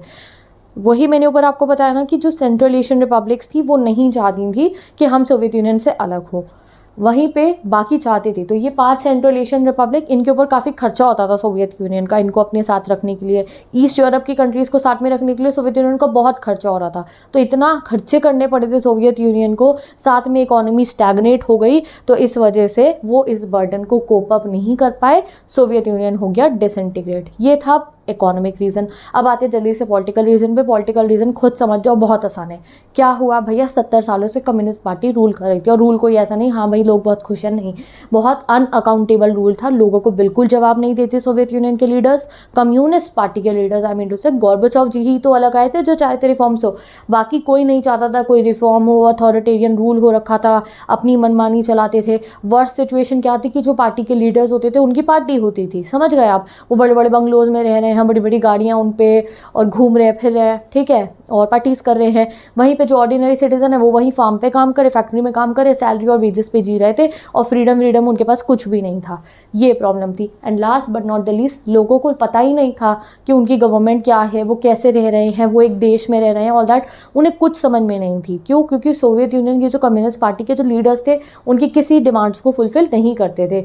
जैसे ही उनको पता चला कि वेस्टर्न वर्ल्ड में क्या हो रहा है, वहाँ तो डेमोक्रेसी है, लोग अपने लीडर्स को खुद चुन रहे हैं, अगर पसंद नहीं आते तो हटा देते हैं, तो भैया उनको लगा भाई हम भी ले आते फिर कैपिटलिज्म और डेमोक्रेसी जब इतना अच्छा है तो भाई अब ये पॉलिटिकल रीजन थे। वेट अ मिनट, गोर्बाचोव ने रिफॉर्म करके यही सब करने की तो कोशिश करी थी। यहाँ देखो इस बादल में मैंने ये बात लिखी है कि भैया गोर्बाचोव ने यही वाले तो रिफॉर्म लाए थे कि सोसाइटी की इकोनॉमी जो है अच्छी हो जाए, और क्या अच्छा हो जाए, ओपननेस आ जाए। ये जो पार्टी के सिस्टम ऐसा था अनअकाउंटेबल वाला डेमोक्रेसी आ जाए, यही तो गोर्बाचोव चाह रहे थे रिफॉर्म लाके, फिर भी क्यों डिसइंटीग्रेशन हो गया जब गोर्बाचोव रिफॉर्म लाए थे।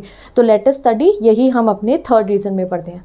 तो देखो गोर्बाचोव के रिफॉर्म भी बहुत बड़ा रीज़न है सोवियत यूनियन को डिसइंटीग्रेट करने की। इवन गोर्बाचोव जी को तो ब्लेम भी करा जाता है कि इनकी वजह से सोवियत यूनियन डिसइंटीग्रेट हो गया। क्या हुआ देखो, जैसे ही गोर्बाचोव अपनी रिफॉर्म लेकर आए तो मोशन फोर्सेस सेट हो गई। मोशन फोर्सेस मतलब लोगों को, पहले अनजान थे लोग, लोगों के सामने ऐसा पूरी सच्चाई आ गई, भैया हम तो इतने बैकवर्ड है, हमारे पे तो पैसा भी नहीं है इतना, बाहर के कंट्री के लोग, उन पर तो फ्रीडम भी है, पैसा भी है, हमारे पे तो टेक्नोलॉजी भी नहीं है। तो लोगों को जब सच्चाई पता चली तो डिसइंटीग्रेशन हो गया। ठीक है, अब जो गोर्बाचोव जी थे उनके रिफॉर्म्स बहुत स्ट्रॉन्ग थे, वो चाहते अगर रिफॉर्म्स अच्छे से चलते तो बहुत अच्छा कुछ हो सकता था, सोवियत यूनियन डिसइंटीग्रेट नहीं होता। बट ऐसा क्या हुआ कि इतने अच्छे रिफॉर्म्स लाने के बाद भी वो सक्सेसफुल नहीं हुए। तो लोगों के कुछ व्यूज़ हैं उन पे। पहले लोग हैं जो गोर्बाचोव की गलती कहते हैं, वो कहते हैं कि देखो गोर्बाचोव जो रिफॉर्म्स लाए, हाँ देखो कुछ लोग कहते हैं गोर्बाचोव जो रिफॉर्म्स लाए, अच्छे अच्छे रिफॉर्म्स लाए, बट वो रिफॉर्म्स को उन्होंने इम्प्लीमेंट बहुत धीरे धीरे करा। अगर वो थोड़ा जल्दी ये रिफॉर्म्स ले आते तो सोवियत यूनियन डिसइंटीग्रेट ना होता। वहीं पे कुछ लोगों की ये सोच भी है कि अगर जो है गोर्बाचोव रिफॉर्म्स को धीरे लाते, ये कौन से सोच होंगे, कम्युनिस्ट पार्टी के लीडर्स थे मेनली ये, इन्होंने कहा सोवियत यूनियन में गोर्बाचोव इतनी जल्दी जल्दी रिफॉर्म ले आए कि लोगों को एकदम से फ्रीडम मिला और ऐसा कुछ हो गया।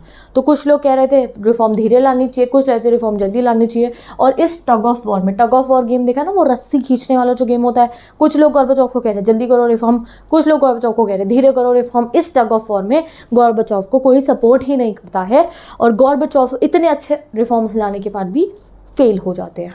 तो ये था हमारा थर्ड रीज़न, किसका, सोवियत यूनियन के डिसइंटीग्रेशन का। गोर्बाचोव रिफॉर्म्स तो लाए, पॉलिटिकल इकोनॉमिक रीज़न सबको सही कर सकते थे गोर्बाचोव के रिफॉर्म, बट वो इम्प्लीमेंट ही सही से नहीं हुए तो फेल हो गया उनका पूरा सपना। अब एक और रीज़न था, बहुत इंपॉर्टेंट रीज़न, और इस रीज़न को बोला जाता है, ये है most immediate cause of disintegration of USSR.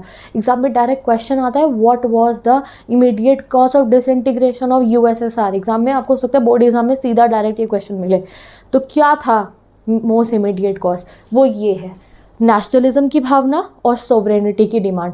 Nationalism की भावना 10वीं में पढ़ा था हमने, 10th क्लास में चैप्टर नेशनलिज्म इन यूरोप, याद है कुछ बच्चों को तो बताओ मुझे कमेंट सेक्शन में। नेशनलिज्म मतलब क्या होता है, देशभक्ति की फीलिंग, अपने देश के लिए प्रेम की फीलिंग को हम नेशनलिज्म कहते हैं।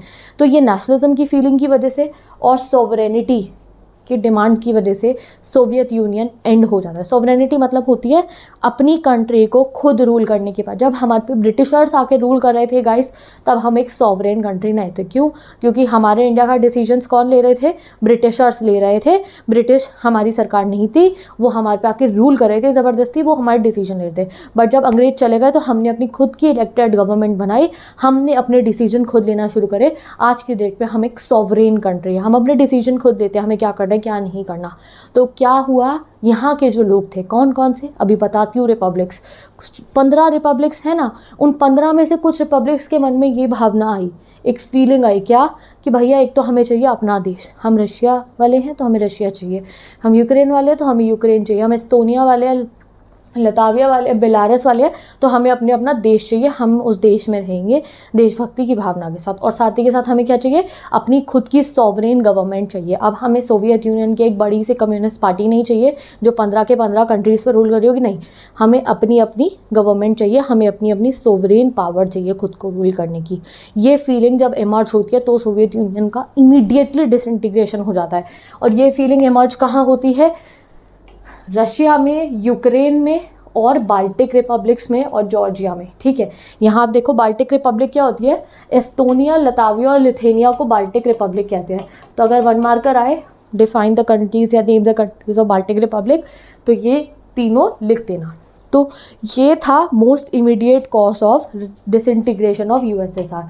क्वेश्चन आएगा एग्जाम में तो क्या है, ये येलो बक्से में लिखा है क्या, ये मोस्ट इमीडिएट कॉज क्या था सोवियत यूनियन के डिसइंटीग्रेशन का, जब नेशनलिज्म की फीलिंग, नेशनलिज्म मतलब देशभक्ति की फीलिंग होना और सोवरेनिटी की चाहत बढ़ी, डिमांड बढ़ी। किसके मन में, रशिया के लोगों के मन में, बाल्टिक रिपब्लिक के लोगों के मन में, यूक्रेन के और जॉर्जिया के लोगों के मनों में ये चला कि अब हम अपनी कंट्री बनाएंगे और अपनी गवर्नमेंट खुद चलाएंगे, हमें यूएसएसआर के साथ नहीं रहना है, हमें अपनी अपनी गवर्नमेंट, अपनी अपनी कंट्री बनानी है। जब उनके मन में ये फीलिंग आई तो इमीडिएटली यूएसएसआर का डिसइंटीग्रेशन हो गया। और यहाँ हमने पढ़ लिया सोवियत यूनियन के डिसइंटीग्रेशन के। पहला कॉज इकोनॉमिक कॉज पढ़ लिया, स्टैग्नेंट ओवर इकोनॉमी। दूसरा पॉलिटिकल कॉज पढ़ लिया, जो उनकी पॉलिटिकल पार्टी थी वो सही से वर्क नहीं कर रही थी। तीसरा कॉज गोर्बाचोव के रिफॉर्म। फोर्थ कॉज क्या पढ़ा, नेशनलिज्म की फीलिंग, सोवरेनिटी की डिमांड, रशिया में, यूक्रेन में, जॉर्जिया में और बाल्टिक रिपब्लिक ने। इन सब 4 रीज़न ने मिलकर सोवियत यूनियन को कर दिया डिसइंटीग्रेट। अभी देखो, अब कुछ अगर कोई भी ऐसा कुछ चीज़ें होती है ना तो उस पर लोगों के व्यूज़ होते हैं, ठीक है। जैसे आपके भी कुछ व्यूज़ होंगे, वैसे ही हमारी एनसीईआरटी में कुछ व्यूज़ बता रखे हैं। ये देखो आप, यहाँ पे वो व्यूज़ गिवे हैं। देखो, कुछ लोग कहते थे कि अगर जो है ना वो हमारे गोर्बाचोव जी रिफॉर्म नहीं भी लेकर आए होते ना, तब भी सोवियत यूनियन ने डिसइंटीग्रेट हो जाना था। क्यों हो जाना था? क्योंकि सोवियत यूनियन में साइज़ इतना बड़ा था। अभी आप रशिया को ही देखते तो रशिया कितनी बड़ी कंट्री है, इतनी ह्यूज है, इतना सारा एरिया है रशिया के पास, और उसके साथ में आप 14 कंट्रीज़ और मिक्स कर दो। इतना ह्यूज साइज़ और इतनी डाइवर्सिटी की वजह से लोगों को लगता था सोवियत यूनियन ने तो डिसइंटीग्रेट हो ही जाना है कभी ना कभी। और यहाँ देखो आप, ऐसा था भी, जो सोवियत यूनियन की जो कंट्रीज़ थी, अब ये 15 कंट्रीज साथ में पहले अपनी मन मर्जी से इकट्ठे हुए थे रेवोल्यूशन के बाद। अब धीरे धीरे क्या होने लग गया था, जो यूरोपियन पार्ट में जो ये सोवियत यूनियन की कंट्रीज़ थी उनके मन में डिससैटिस्फैक्शन था, वो खुश नहीं थे। कौन से? ये यूक्रेन हो गया, बेलारूस, रशिया, बाल्टिक रिपब्लिक, ये अब खुश नहीं थे सोवियत यूनियन में रह के। और इनके खुश ना होने का सबसे बड़ा रीज़न क्या था, जो सेंट्रल एशियन रिपब्लिक्स थी उन पे इन्हें बहुत खर्चा करना पड़ता था। सेंट्रल एशियन रिपब्लिक कौन सी? तुर्कमेनिस्तान, तजाकिस्तान, ये वाली जो सेंट्रल एशियन रिपब्लिक है। अब ये जो थी, इन्हें लगता था ये इकोनॉमिकली इतनी अच्छी नहीं है और हम इकोनॉमिकली बहुत स्ट्रॉन्ग हैं, यूक्रेन, बेलारूस, रशिया। इन्हें लगता था कि भैया अब हमें सोवियत यूनियन में इकट्ठा रहना है तो इन्हें भी अपने साथ लेके चलना पड़ेगा, और इन्हें लेके चलने में अपने साथ में हम बहुत ज़्यादा हैवी प्राइस पे कर रहे हैं, इसीलिए ये नहीं चाहते थे सोवियत यूनियन में रहना। तो जो ये हमारा यूरोपियन पार्ट की कंट्रीज़ थी, उन्हें लग रहा था ये सेंट्रल एशियन रिपब्लिक पे ज़्यादा पैसा नहीं है, हम अपना पैसा इनको दे रहे हैं इनको अपने साथ रखने के लिए, तो भैया हमें नहीं रहना सोवियत यूनियन में। बट आयरॉनिकली आप ये देखो, कोल्ड वॉर के दौरान सबको क्या सोचते थे, जब कोल्ड वॉर चल रहा था ना, जब सुपर पावर दोनों थी, तब लोगों को ये लगता था कि सबसे पहला जो स्ट्रगल होगा ना, जो बंटवारे का बात करेगा, सोवियत यूनियन को डिसइंटीग्रेट करने की बात करेंगे, वो सेंट्रल एशियन रिपब्लिक करेंगे। यही तुर्कमेनिस्तान, तजाकिस्तान, जो कहती ही नहीं है, जो उनको तो रहना ही सोवियत यूनियन के साथ था। लोगों को लगता था पहले कि ये कहेंगी रहने अलग होने को सोवियत यूनियन से। क्यों? क्योंकि इनका जो रिलीजन था, वो सोवियत यूनियन में जो रिलीजन था ना बाकी उनसे बहुत डिफरेंट था, इनका कल्चर काफ़ी डिफरेंट था, यहाँ अलग अलग एथनिक ग्रुप्स थे।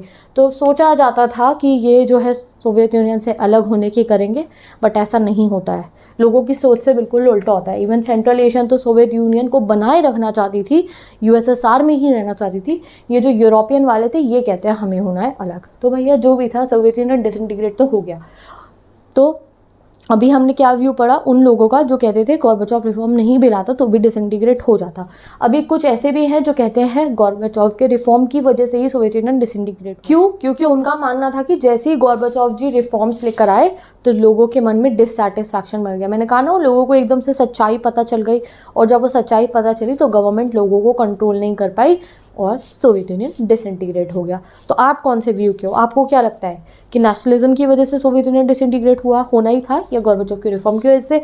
आप आपके अपने व्यूज़ हो सकते हैं। हम चलते हैं अपने नेक्स्ट टॉपिक पे, that is consequences of disintegration. तो डिसइंटीग्रेशन तो पढ़ लिया ना। पहला रीज़न क्या था डिसइंटीग्रेशन का? इकोनॉमी स्टैग्नेट हुई। दूसरा हमने पढ़ा पॉलिटिकल रीज़न। तीसरा गोर्बाचोव के रिफॉर्म्स। फोर्थ रीज़न हमने पढ़ा नेशनलिज्म की फीलिंग जब यहाँ रशिया में, यूक्रेन में, जॉर्जिया में बढ़ी तो हो गया सोवियत यूनियन का डिसइंटीग्रेशन। ये 1 मार्कर क्वेश्चन है, 2 मार्कर किसी में भी आ सकता है। Immediate cause of disintegration of USSR.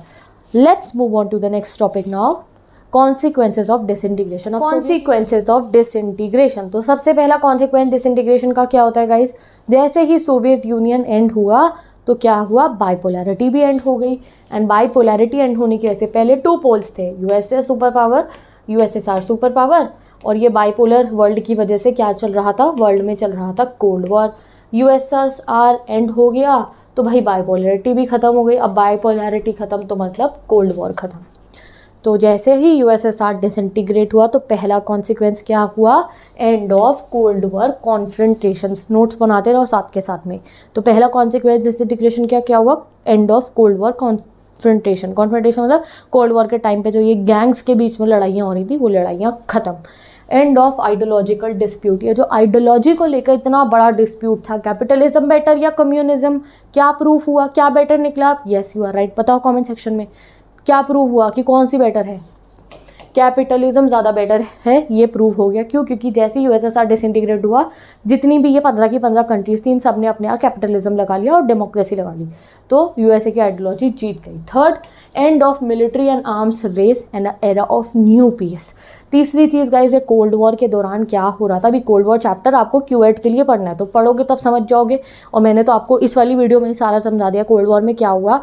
Cold war के दौरान ना यूएसए और यूएसएसआर हर समय न्यूक्लियर वेपन, हर समय मिलिट्री बढ़ाते रहते थे अपनी, हर कंट्री को अपने गैंग में शामिल करना चाहते थे, तो बहुत ज़्यादा ऐसा माहौल बन गया था वॉर टाइप वाला, मिलिट्री वाला, ठीक है, कि सब अपनी अपनी मिलिट्री गेन कर रहे हैं, सबको न्यूक्लियर वेपन चाहिए।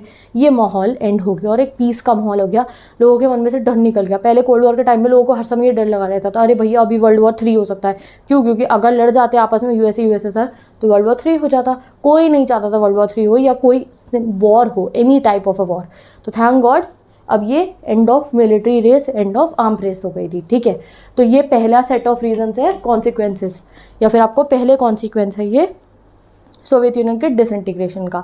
नेक्स्ट कॉन्सिक्वेंस क्या होता है, ये देखो नंबर 2 पे गिवन है, पावर रिलेशंस चेंज। देखो पावर रिलेशन चेंज मतलब, देखो पहले क्या था, बाइपोलैरिटी में पावर शेयर हो रही थी, 2 कंट्रीज़ के बीच में पावर शेयर हो रही थी। अब क्या हुआ, बाइपोलैरिटी एंड हो गई, तो हमारे पास 2 कॉन्सिक्वेंसेस बचे कि अब क्या होगा, या तो एक यूनिपोलर वर्ल्ड बन जाएगा। यूनिपोलर वर्ल्ड भी हमारा एडेड टॉपिक है, जो अभी मैं आपको by the end of the video पढ़ाऊंगी। तो गाइज देखो, आपके इस चैप्टर में ना बहुत सारे टॉपिक ऐड हो गए और हमारे पास अभी न्यू एनसीईआरटी नहीं आई है, but there is no need to worry. अभी जब आप आगे आगे चैप्टर को कंटिन्यू करोगे तो आपको मैं ये जो एडेड टॉपिक्स है वो भी बहुत डिटेल में समझा दूंगी, तो मैं सब क्रिस्टल क्लियर हो जाएगा। तो there is no need to worry कि एडेड टॉपिक कहाँ से करेंगे, यहीं से कर लोगे आप सारे एडेड टॉपिक भी। तो चलो भैया, पहला कॉन्सिक्वेंस क्या हुआ डिसइंटीग्रेशन का, कोल्ड वॉर ख़त्म हो गया, कोल्ड वॉर की टेंशन ख़त्म, मिलिट्री की जो ये इतनी टेंशन्स थी इकट्ठा करने की मिलिट्री को, वो ख़त्म। दूसरा क्या हुआ, पावर शेयरिंग का तरीका बदलने वाला था पूरे वर्ल्ड में।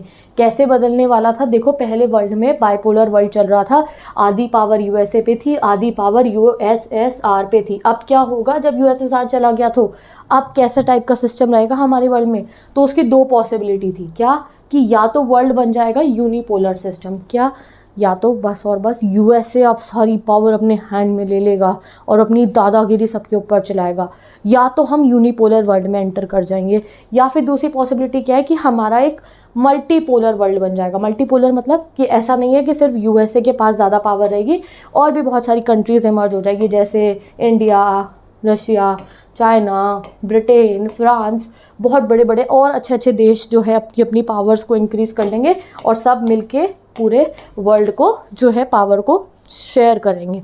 2 सिचुएशन थी, या तो यूनिपोलर वर्ल्ड बनेगा या मल्टीपोलर वर्ल्ड बनेगा। अब पर एक्चुअली में होता क्या है, डिसइंटीग्रेशन के बाद हम लोग एक यूनिपोलर स्टेज में ऐड हो जाते हैं, हम एक यूनिपोलर वर्ल्ड में ऐड हो जाते हैं। ये देखो आप, 2 पॉसिबिलिटी थी, या मल्टीपोलर वर्ल्ड बनेगा, यूनिपोलर। बनता क्या है, यूनिपोलर वर्ल्ड बनता है। यूएसए के पास अब पूरे वर्ल्ड की सबसे ज़्यादा ताकत आ गई थी, हर कंट्री को अब यूएसए इन्फ्लुएंस कर पा रहा था, क्योंकि अब सबने कैपिटलिज्म अडॉप्ट कर लिया था। वो 15 कंट्रीज़ जिनमें पहले कम्युनिज्म था, वहाँ भी कैपिटलिज्म और डेमोक्रेसी आ गया, तो यूएसए की जीत हो गई थी। तो अब हम यूनिपोलर वर्ल्ड में एंटर कर गए थे, ठीक है। तो कॉन्सिक्वेंस नेक्स्ट क्या हुआ डिसइंटीग्रेशन का, कि हम एक यूनिपोलर वर्ल्ड में एंटर कर गए जिसमें यूएसए जो था अपनी दादागिरी चलाता था। नेक्स्ट कॉन्सिक्वेंस क्या हुआ हमारा, ये नेक्स्ट कॉन्सिक्वेंस है इस वाले बॉक्स में डिसइंटीग्रेशन का, कि पूरे वर्ल्ड में नए नए इंस्टीट्यूशन इमर्ज होने लगे। कैसे इंस्टीट्यूशन, जैसे वर्ल्ड बैंक हो गया, IMF इंटरनेशनल मॉनेटरी फंड हो गया। वर्ल्ड बैंक ने क्या करा, जब भी ये सारी कंट्रीज़ आज़ाद हुई ना यूएसएसआर से, जब इन्होंने अपने अपने नेशन बनाए, तो IMF और वर्ल्ड बैंक इन्होंने इनको हेल्प करा, या आपको अभी शॉक थेरेपी में पढ़ेंगे क्या करा था, इनको कैपिटलिस्टिक कंट्रीज़ बनाने के लिए, ठीक है। इंस्टीट्यूशन आज भी समय पे आपको वर्ल्ड बैंक के बारे में आपने सुना होगा, वर्ल्ड बैंक बहुत पावरफुल है, बहुत सारी कंट्रीज़ वर्ल्ड बैंक से लोन लेती हैं, ठीक है। तो वर्ल्ड बैंक IMF जैसे ज़्यादा इनकी इन्फ्लुएंस बढ़ गई। नेक्स्ट चीज़ क्या हुई, पूरे वर्ल्ड को समझ में आ गया, दिस वाज, आप कह सकते हो तो बहुत समझ में आ गया लोगों को, पूरे वर्ल्ड के लोगों को, कि लिबरल डेमोक्रेसी जो है, जो अभी हम लोग फॉलो करते हैं डेमोक्रेसी, अपने लीडर्स को खुद चुनना वोट डाल के, ये बेस्ट वे है एक पॉलिटिकल सिस्टम को चलाने का किसी भी कंट्री को। ये बात हेंस प्रूव हो गई थी आफ्टर डिसइंटीग्रेशन ऑफ यूएसएसआर कि अगर एक कंट्री को अच्छे से चलाना है तो सबसे बेस्ट वे क्या है, डेमोक्रेसी है। अब थर्ड कॉन्सिक्वेंस क्या होता है सोवियत यूनियन के डिसइंटीग्रेशन का? गाइस थर्ड कॉन्सिक्वेंस था, अब हमारे वर्ल्ड मैप पे बहुत सारी न्यू कंट्रीज इमर्ज हो गई थी, यानी कि नई नई अलग अलग कंट्रीज़ को उनकी आइडेंटिटी मिली, उनके अपनी अपनी इकोनॉमिक एंड पॉलिटिकल डिफ़िकल्टी थी। अब ऐसा थोड़ी, अभी तो उनके एक सरकार चली थी कम्युनिस्ट पार्टी की, अब वो सब अलग हो गए 15 के 15, अब उनको अपनी अपनी सरकारें भी तो बनानी थी, अपनी अपनी इकोनॉमिक सिस्टम भी तो चलाने थे, तो उनको कैसे उस प्रॉब्लम को डील करेंगे, ये रिजल्ट था उनके सामने। तो इंटरनेशनल सिस्टम, इंटरनेशनल लेवल पे सबकी नज़रें वहीं रहती थी कि अब ये कंट्रीज़ क्या करने वाली। अब रशिया में क्या होगा, अब रशिया में से कम्युनिज्म हट गया तो अब रशिया क्या करेगा, अभी यूक्रेन में क्या होगा, ये जो सेंट्रल एशियन रिपब्लिक है तो उन्हें लताविया बेलारूस, यहाँ क्या होने वाला है, सबकी नज़रें वहीं रहती थी, ठीक है। एंड वन मोर थिंग, जो बाल्टिक और ईस्ट यूरोपियन स्टेट्स थी, वही जिनके बारे में हम शुरू से पढ़ रहे हैं, जो सोवियत यूनियन में नहीं रहना चाहती थी, अब जब डिसइंटीग्रेशन हो गया तो सोवियत यूनियन का, तो ये चाहती थी या तो ये यूरोपियन यूनियन का मेंबर बन जाए या फिर ये नेटो का मेंबर बन जाए। यूरोपियन यूनियन के बारे में अभी हम नेक्स्ट चैप्टर में पढ़ने वाले हैं। तो विद दिस हमने पढ़ लिया कॉन्सिक्वेंसेस ऑफ डिसइंटीग्रेशन।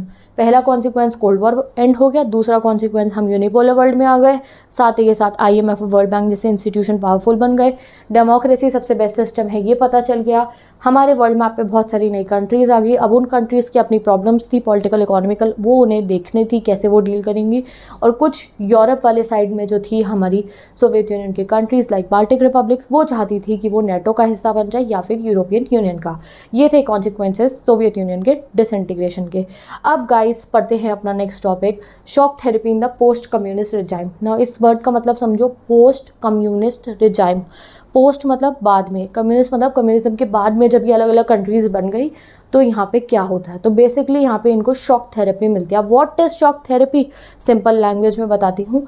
देखो पहले इन कंट्रीज़ में क्या था,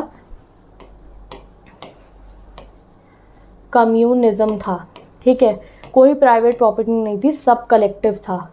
एक अगर ये खेत है तो ये किसी फार्मर ए का नहीं है, ये बहुत सारे लोगों का कलेक्टिवली ओन था। फार्मर ABCDEFG उस पर काम करते थे और अपने अकॉर्डिंग जितना काम वो करते थे उसके अकॉर्डिंग उन्हें पैसा मिल जाता था। कलेक्टिव सिस्टम चलता था, किसी का अपना घर नहीं था, किसी की अपनी फैक्ट्री नहीं थी, सब वर्कर्स थे और सब मिलके सब चीज़ों को ओन करते थे। ये चलता था कम्युनिज्म में।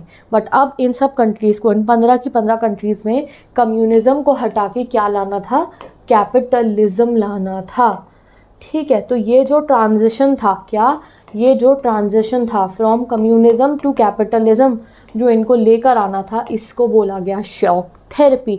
और शॉक थेरेपी क्यों बोला गया, क्योंकि ये ट्रांजिशन बहुत पेनफुल था, आसान नहीं था इन कंट्रीज़ के कैपिटलिज्म को अडॉप्ट करना। इन्हें लग रहा था शुरू में कि अगर ये एकदम से कैपिटलिज्म ले आएंगे, डेमोक्रेसी ले आएंगे तो सब अच्छा अच्छा होगा, बट अच्छा सब नहीं होता है। इवन इनको एक शॉक थेरेपी मिलती है। जैसे अच्छे पहले सिस्टम में ये रह रहे थे, उससे भी बहुत आप कह सकते हो वर्स्ट सर्कमस्टांसेस देखने पड़ते हैं इन पोस्ट कम्युनिस्ट कंट्रीज़ को। तो कैसे देखती हैं वो ये देखते हैं। तो जो है गाइस, शॉक थेरेपी मतलब क्या है, सिंपल शॉक थेरेपी मतलब क्या है, ये रही शॉक थेरेपी की डेफिनेशन। शॉक थेरेपी की डेफिनेशन क्या है, shock therapy model of transition. Transition कैसे हुआ, कैपिटलिज्म से कम्युनिज्म में जो ट्रांजिशन हुआ, इसको हमने बोला shock therapy.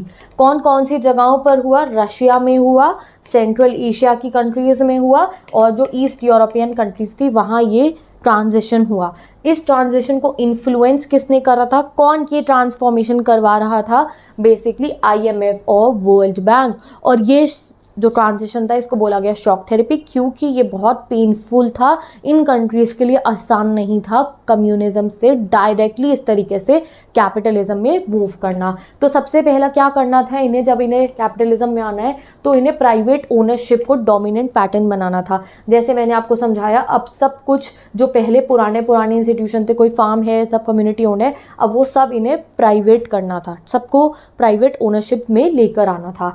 Privatisation of state assets and corporate ownership pattern were to be immediate brought in। जल्दी से जल्दी स्टेट के जितने इंस्टीट्यूशन थे, जैसे कोई कलेक्टिव फार्म है तो अब वो कलेक्टिव फार्म को हटा के इन्हें उसे एक प्राइवेट फार्मिंग बनाना था। पहले जो सिस्टम था उनको एंड करके प्राइवेट सिस्टम बनाना था, जैसे आजकल हमारे यहाँ पे होता है, हमारा अपना घर है, हम अपने अपने स्कूल्स में जाते हैं, प्राइवेट स्कूल्स हर दिया, तो ऐसा सिस्टम लेकर आना था। एंड क्या करना था, कैपिटलिज्म करना था एग्रीकल्चर में भी। कैपिटलिज्म इन एग्रीकल्चर मतलब पहले क्या था, फार्मर्स उस पे खेत पे काम कर रहे थे और आपस में प्रॉफिट शेयर कर रहे थे। अब हर फार्मर का अपना खेत होना था और वो अपना प्रॉफिट खुद कमाते एंड ऑल दैट। इस तरीके से उनको सारे के सारे इंस्टीट्यूशंस को चेंज करना था।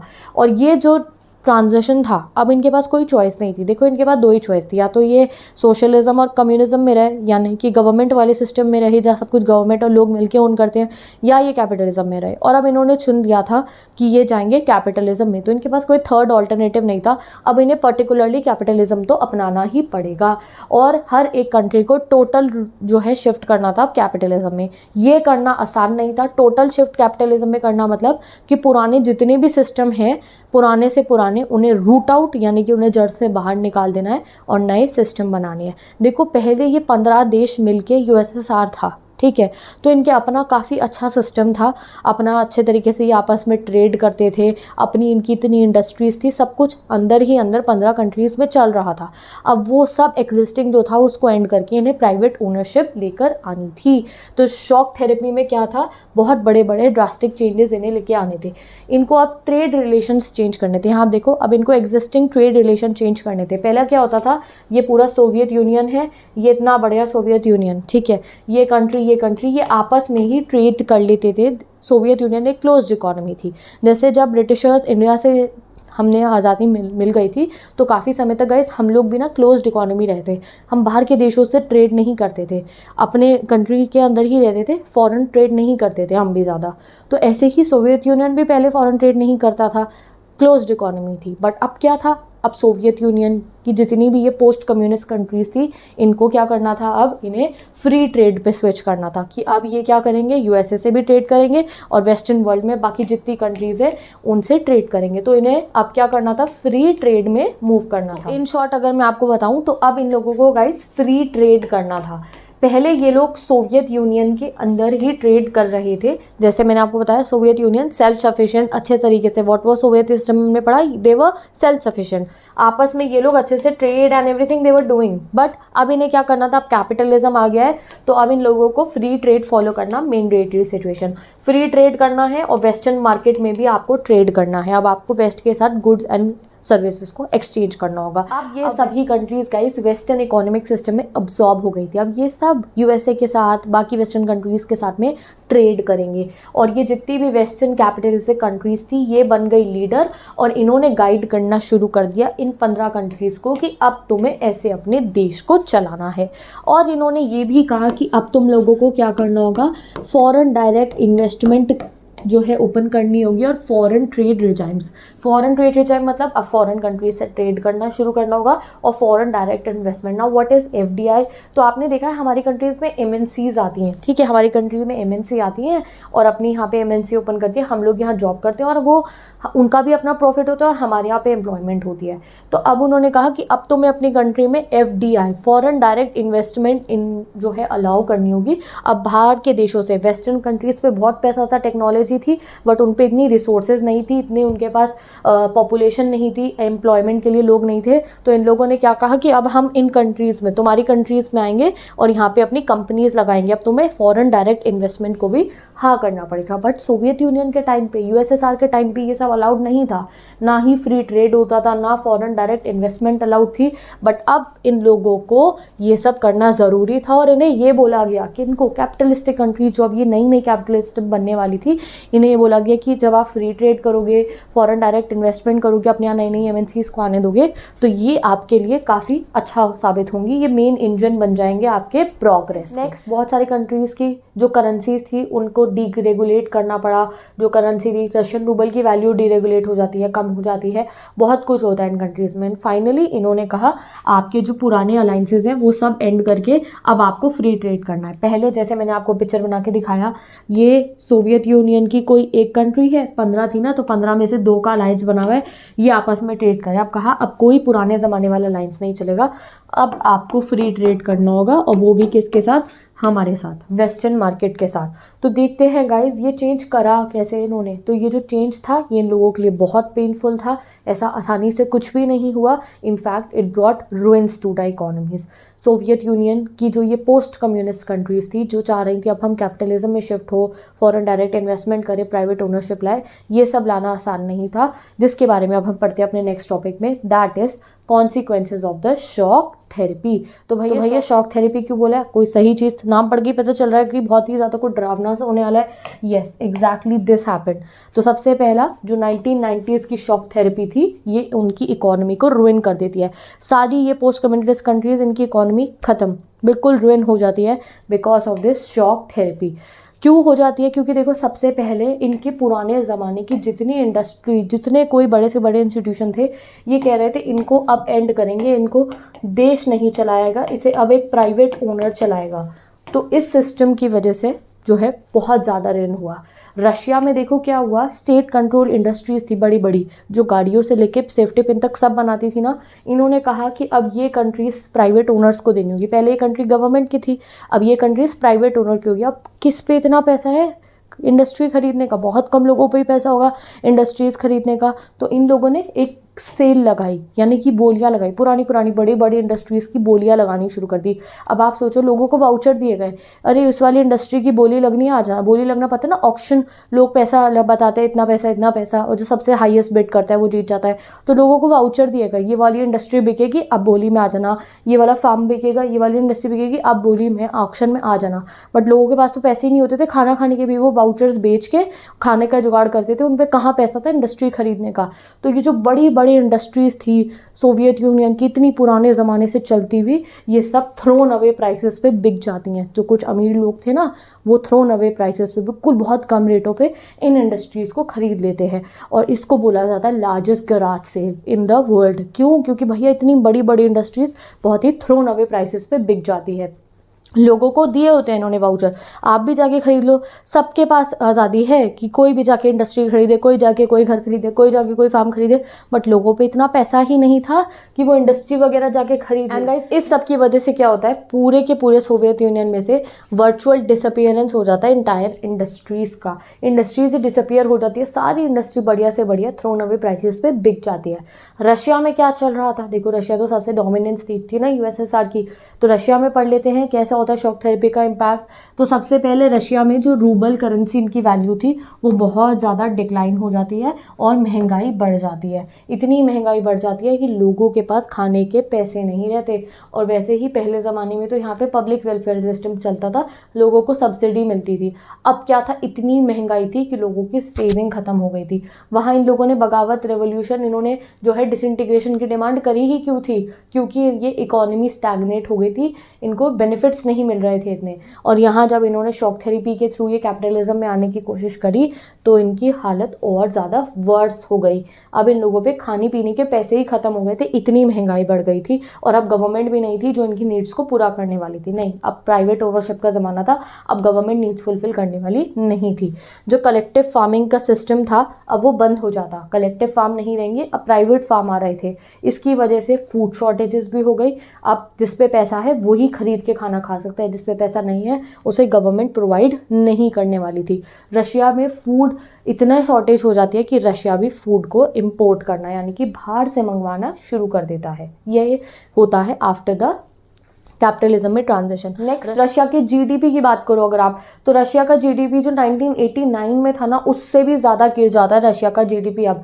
तो 1989 से भी नीचे, 10 साल पीछे जो जीडीपी था उससे भी कम जीडीपी अब हो गया था रशिया का। और जितने भी ओल्ड ट्रेडिंग स्ट्रक्चर्स थे, ट्रेडिंग स्ट्रक्चर मतलब जिस तरीके से ये पहले ट्रेड करते थे, गुड्स एंड सर्विसेज का एक्सचेंज होता था कि तुम हमारे से ऑयल ले लो, हमें खाने का सामान दे दो, गेहूँ दे दो, ग्रेन दे दो, ये जितने ट्रेड सिस्टम थे इन्होंने कहा वो सब एंड करो और हमारे से आप लोगों को क्या करना है, डील करना पड़ेगा। कोई ऑल्टरनेटिव सिस्टम नहीं था, पूरे की पूरी इकोनॉमीज रुइन हो गई थी इन सभी कंट्रीज की। तो this was the effect of the shock therapy. So you can see कि क्यों इसे शॉक थेरेपी बोला जा रहा है। चलो आगे पढ़ते हैं। अब ये शॉक थेरेपी से क्या हुआ, शॉक थेरेपी का नेक्स्ट कॉन्सिक्वेंस क्या हुआ, जितने भी ओल्ड सिस्टम थे वेलफेयर के वो सब एंड हो जाते हैं। अब गवर्नमेंट कोई मदद नहीं करी थी, लोग अपने पे डिपेंडेंट थे।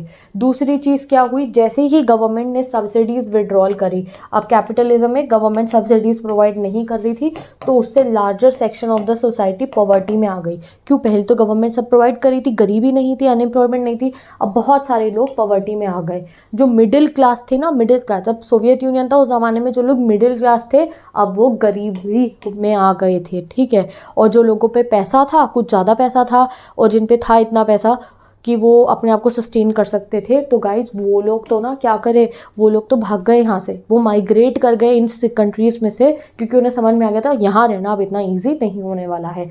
तो मिडिल क्लास तो बहुत गरीब हो गए, और जो अकेडमिक इंटेलेक्चुअल मैन पावर थी ना, जो थोड़े अकेडमिकली इंटेलेक्चुअली पैसा भी था और जिन पे थोड़ा एजुकेटेड जो थे, वो तो है इन कंट्रीज से चले गए। और बाकी इनमें से काफ़ी सारी कंट्रीज़ में माफियाज इमर्ज हो गए। तो ये जो कंट्रीज़ है यहाँ माफिया सिस्टम भी चलता है, बड़े बड़े आप कह सकते हो कि अंडरवर्ल्ड माफिया, ये सब यहाँ पे इमर्ज हो जाता है। और प्राइवेटाइजेशन की वजह से डिस्पैरिटीज़ आ जाती हैं, कुछ लोग बहुत अमीर हो गए और कुछ लोग बहुत ज़्यादा गरीब हो गए। अब आप सोचो अमीर कौन हुए होंगे, वो सोवियत यूनियन की कम्युनिस्ट पार्टी के लीडर जिन्होंने करप्शन कर करके अपने घर में इतना पैसा रखा हुआ होगा, उन्होंने खरीद ली होगी इंडस्ट्री, उन पे तो था पैसा, तो उनके तो मज़े आ गए। और वो गरीब लोग जिन्होंने जो है इतनी मुश्किल से सोवियत यूनियन को डिसइंटीग्रेट होने के बाद उन्होंने सोचा था हमारे साथ कुछ अच्छा होगा, नहीं, वो तो और गरीब हो गए होंगे। तो this happened after the shock therapy. जो पोस्ट सोवियत स्टेट्स थी, पोस्ट सोवियत से मतलब रशिया और आप मान लो बाकी जितनी भी यूक्रेन एवरीथिंग, यहाँ पे रिच एंड पुअर का बहुत बड़ा गैप आ गया सोसाइटी में।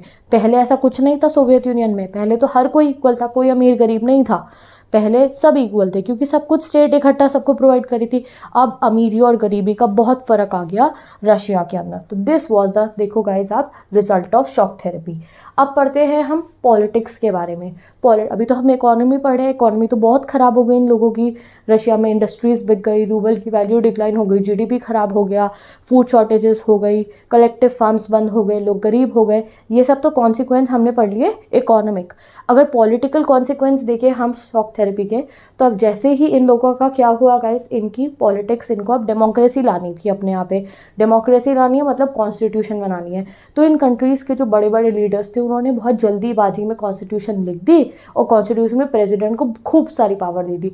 अब हमारे यहाँ कॉन्स्टिट्यूशन बनी थी जब इंडिया की, वो बहुत सोच समझ के बहुत समय में हमारी कॉन्स्टिट्यूशन बनी थी, जिससे जो है हमारी कॉन्स्टिट्यूशन में ऐसा हो कि डेमोक्रेसी अच्छे से चले, हर एक को राइट्स मिले, हर एक को वोट्स मिले और किसी के पास ज़्यादा पावर ना हो। बट इन लोगों ने जल्दीबाजी में अपनी कॉन्स्टिट्यूशन बना दी। यहाँ में एग्जांपल गिवन है जिससे आप समझ पाओ कि इन्होंने कॉन्स्टिट्यूशन इतनी जल्दी में बनाई कि जो एग्जीक्यूटिव सिस्टम था, जो प्रेसिडेंट है, उनको बहुत ज़्यादा पावर दे दी और बाकी सिस्टम्स को ज़्यादा पावर नहीं दी। उसका एक एग्जांपल भी, अब भैया पहले भी क्या था, पहले कम्युनिस्ट पार्टी पे बहुत पावर थी, अब इन्होंने ऐसी कॉन्स्टिट्यूशन बनाई कि प्रेसिडेंट को बहुत सारी पावर दे दी, अनलिमिटेड पावर आप कह सकते हो इन्होंने प्रेसिडेंट को दे दी। प्रेसिडेंट अपनी मर्जी से जो भी कर सकते हैं, तो ऐसा ही हुआ यहाँ पे। तो जो प्रेसिडेंट बनते रहे इन पोस्ट कम्युनिस्ट कंट्री के, उन्होंने अपनी मनमानी शुरू कर दी। जैसे कि तुर्कमेनिस्तान और उज़्बेकिस्तान में, वहाँ पे जो प्रेसिडेंट थे वो 10 साल के लिए प्रेसिडेंट बने। फिर जब उनका प्रेसिडेंट का ईयर कंप्लीट हुआ तो उन्होंने खुद को अनदर 10 ईयर्स के लिए प्रेसिडेंट क्या कर दिया, अनाउंस कर दिया। अब तुम सोचो 20 साल तक एक ही प्रेसिडेंट चलते रहे। कहाँ तो इनके लोगों को लगा था कि हमें डेमोक्रेसी मिलेगी तो हम आज़ादी ले लेते हैं, यूएसएसआर से अलग हो जाते हैं, बट नहीं, यहाँ इन्होंने अपनी डेमोक्रेसी की जगह क्या करा, इतनी जल्दीबाजी में वो बना दी अपनी कॉन्स्टिट्यूशन कि प्रेसिडेंट को इतनी पावर दे दी कि प्रेसिडेंट ने अपने आप को और 10 सालों के लिए इलेक्ट कर लिया है। And they allowed no dissent, president ने क्या कहा कि कोई भी मेरे खिलाफ नहीं बोलेगा। और साथ ही के साथ जुडिशरी यानी कि कोर्ट कचहरी अदालत, ये सही से नहीं बना पाए थे। तो democracy, we live in a democratic country, we know the meaning of democracy, क्या कि सभी लीडर्स पे अपनी अपनी पावर्स होती है। जो लोग हैं, हम सिटीजन्स हैं, हमारी बात सुनी जाती है। We are having a judiciary, हमारे पास अपनी court, supreme court, high court है।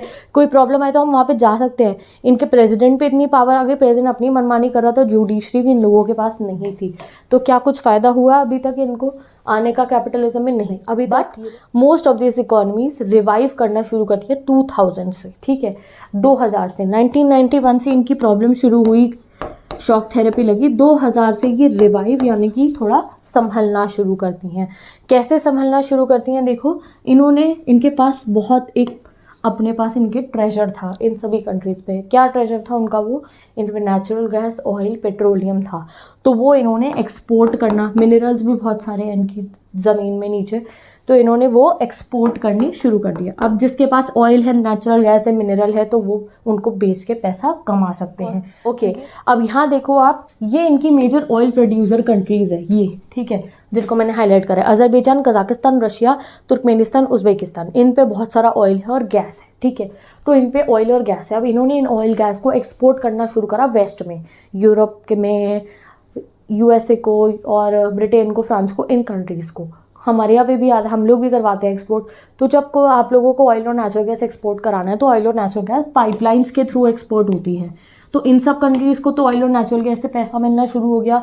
और वो कंट्रीज़ जिनके ऊपर से पाइपलाइंस गुजर के जाती थी, तो उन्हें पाइपलाइन का रेंट मिलना शुरू हो गया। जैसे यूक्रेन में से भी पाइपलाइन जाती है, तो यूक्रेन को भी रेंट मिला पाइपलाइन के जाने का। बाहर की अलग अलग कंट्रीज़ जो थी जिनके ऊपर से पाइपलाइन जा रही थी, ये 15 है ना, तो 15 में से कुछ के पास तो अपना खुद का ऑयल था, कुछ के यहाँ ऑयल की पाइपलाइन लगी थी, तो उनको भी पैसा मिलना शुरू हुआ। और तब उन्होंने अपनी इकोनॉमी को रिवाइव करा, वरना तो इकोनॉमी बिल्कुल डगमगा गई थी शॉक थेरेपी के बाद। जब इन्होंने सारे पुराने सिस्टम को उखाड़ा तो इकोनॉमी बहुत डगमगा गई थी, बट 2000 के बाद से इकोनॉमी ठीक होनी शुरू होती है। So this was the shock therapy. तो चलो भैया, अब अपना नेक्स्ट टॉपिक पढ़ते हैं, 1.7 टेंशन्स एंड कॉन्फ्लिक्ट्स। तो शॉक थेरेपी देख लिया, शॉकिंग तो बहुत था, इन लोगों के लिए ट्रांजिशन करना आसान नहीं था। बट जब ये सोवियत यूनियन डिसइंटीग्रेट हुआ तो कहीं जगहों पे तो इतने कॉन्फ्लिक्ट हुए कि वॉर टाइप सिचुएशन भी हो गई थी, सिविल वॉर भी हो गए थे। तो let us see the next topic, tensions and conflicts. So let's study the next topic, that is tensions and conflicts in the post communist regimes. यानी कि इन 15 देशों में सोवियत यूनियन डिसइंटीग्रेट होने के बाद देखो बहुत सारे सिविल वॉर भी हो जाते हैं, इंसर्जेंसी, इंस्टेबिलिटी हो जाती है, बहुत लड़ाइयाँ होती हैं इन कंट्रीज़ के अंदर। कौन कौन सी होती है वो हम इस टॉपिक में पढ़ने वाले हैं। और कई बार इन कंट्रीज़ की लड़ाई में जो बाहर की पावर्स थी, जैसे यूएसए हो गया और बाकी पावर्स थी जो इनके oil, natural gas and resources पर नज़र बैठाए बैठी थी, वो इन लड़ाइयों को और बढ़ावा भी दे देते थे। तो चलो पढ़ते हैं किस तरीके से कैसे और ज़्यादा कॉन्फ्लिक्ट्स एमर्ज होते हैं इनमें, इनका जो है डिसइंटीग्रेशन होने के बाद। सबसे पहले रशिया का केस पढ़ते हैं। तो रशिया में देखो, अभी सबसे पहले आपको बताना है, सेशनिस्ट मूवमेंट हुआ, अलगाववादी मूवमेंट। यानी कि आप कह सकते हो कि रशिया में देखो, सबसे पहले इसमें एग्जाम्पल पढ़ेंगे। रशिया में चेचन्या और दागिस्तान एरिया जो थे, उन्होंने क्या कहा कि उन्हें अलग हो जाना है अब रशिया से। तो उन्होंने डिमांड करी, हमें रशिया से अलग हो जाना है, चेचन्या ने और दागिस्तान ने। और रशिया ने क्या करा, उनके ऊपर बॉम्ब गिरा दिया, ठीक है। अब इस चीज़ को बहुत ज़्यादा ह्यूमन राइट्स जो है उन्होंने कहा कि ये बहुत गलत करा है मॉस्को ने, मॉस्को मतलब रशिया ने बहुत गलत करा इस तरीके से बॉम्ब गिरा के। बट रशिया उनकी डिमांड को ऐसे दबा देता है इस तरीके से बॉम्ब गिरा के। तो सोचो बॉम्ब गिरा होगा तो कितने लोग मरोगे। तो चेचन्या और दागिस्तान में हुआ क्या, सेशनिस्ट मूवमेंट। लोगों ने कहा कि हमें अलग कर दो, बट रशिया ने डिमांड नहीं मानी, ऊपर से उनके ऊपर बॉम्ब गिरा दिया गया। तो फर्स्ट हमने देख लिया सेशनिस्ट मूवमेंट। दूसरा हुआ गया सिविल वॉर। सिविल वॉर कहाँ पे हुआ, मैंने पूरा आंसर फॉर्मेट बना दिया है। सबसे पहले तजाकिस्तान देखो, तजाकिस्तान में सिविल वॉर चला, 10 साल तक चला। 1991 में ये अलग हुए, यानी कि यूएसएसआर से डिसइंटीग्रेट हुए, 10 साल तक तो गाइस यहाँ पे वॉर ही चलता रहा। 2001 तक यहाँ वॉर चलता रहा। ये लोग सोवियत यूनियन डिसइंटीग्रेशन क्यों हुआ था कि ये कंट्रीज आपस में आराम से रह पाए, ये इकोनॉमी स्ट्रॉन्ग कर पाए, ये प्रॉस्परस हो पाए। बट कहाँ देखो गाइज इन कंट्रीज़ में क्या हुआ, कहीं माफिया आ गया, कहीं पे शॉक थेरेपी लग गई, और धीरे धीरे क्या हो गया, यहाँ पे वॉर टाइप सिचुएशंस आ रही थी हर जगह। तो सिविल वॉर हुआ तजाकिस्तान में जो 10 साल तक चला। 2001 में जाके ये सिविल वॉर एंड होता है। जॉर्जिया में भी, जॉर्जिया जिसने वो मांगा था, आपको याद है जॉर्जिया ने इंडिपेंडेंस की डिमांड करी थी। तो जॉर्जिया में देखो क्या हुआ, जॉर्जिया में भी सिविल वॉर हुआ। उसकी वजह से जॉर्जिया में भी 2 अलग अलग प्रोविंसेस बन जाती हैं। अब बात करें हम, कहीं जगहों पे सेक्टेरियन कॉन्फ्लिक्ट हुआ। सेक्टेरियन कॉन्फ्लिक्ट तो मैंने यहाँ पे अलग से ये बॉक्स बना दिया जैसे सेक्टेरियन कॉन्फ्लिक्ट कर पाओ। अब ये हुआ था अजरबैजान में। अजरबैजान की 2 प्रोविंसेस के कुछ लोकल लोग जो थे वो आर्मीनियंस थे, तो इसलिए वो आर्मीनिया के साथ ज्वाइन होना चाहते थे। तो आप देख सकते हो कितना कॉन्फ्लिक्ट चल रहे थे। वहीं पे अगर बात करो यूक्रेन की, किर्गिस्तान की और जॉर्जिया की, ये कंट्रीज आपस में रिवर के वाटर के ऊपर लेकर लड़ाई कर रही थी। और इसकी वजह से जो ऑर्डिनरी सिटीजन्स थे उनकी लाइफ सही नहीं हो पा रही थी इन कंट्री में। कहीं सिविल वॉर है, कहीं पे सेक्टोरियन कॉन्फ्लिक्ट हो रहे हैं, और कहीं पे तो बॉम्ब गिर गए हैं। ऑर्डिनरी सिटीजन्स की लाइफ सही नहीं थी, वो परेशान हुए होंगे कितना, आप खुद सोचो आफ्टर ऑल दिस। इस तरीके से सिविल वॉर, सेक्टोरियल कॉन्फ्लिक्ट, ये सब इन कंट्रीज़ में तो चल ही रहा था। बाकी ये जो सेंट्रल एशियन रीजन था ना, अभी आपको समझाती हूँ, पूरे देश का इनमें इंटरेस्ट था। सेंट्रल एशियन, तुर्कमेनिस्तान, तजाकिस्तान, ये वाला जो सेंट्रल एशियन रीजन है, पहला रीज़न इनके ऊपर सबकी नज़रें और सब इनमें इंटरेस्टेड क्यों थे, इन पे ऑयल, नेचुरल गैस रिसोर्सेज थी, तो हर कोई इनसे क्लोजर टाइज रखना चाहता था। बड़ी बड़ी ऑयल कंपनीज का कंपटीशन होता था कौन इनसे कितने रेट में तेल खरीदेगा। दूसरा रीज़न क्या था, देखो ये जो एरिया है ये रशिया, चाइना, अफगानिस्तान, पाकिस्तान से इसके पास में है बिल्कुल, ठीक है।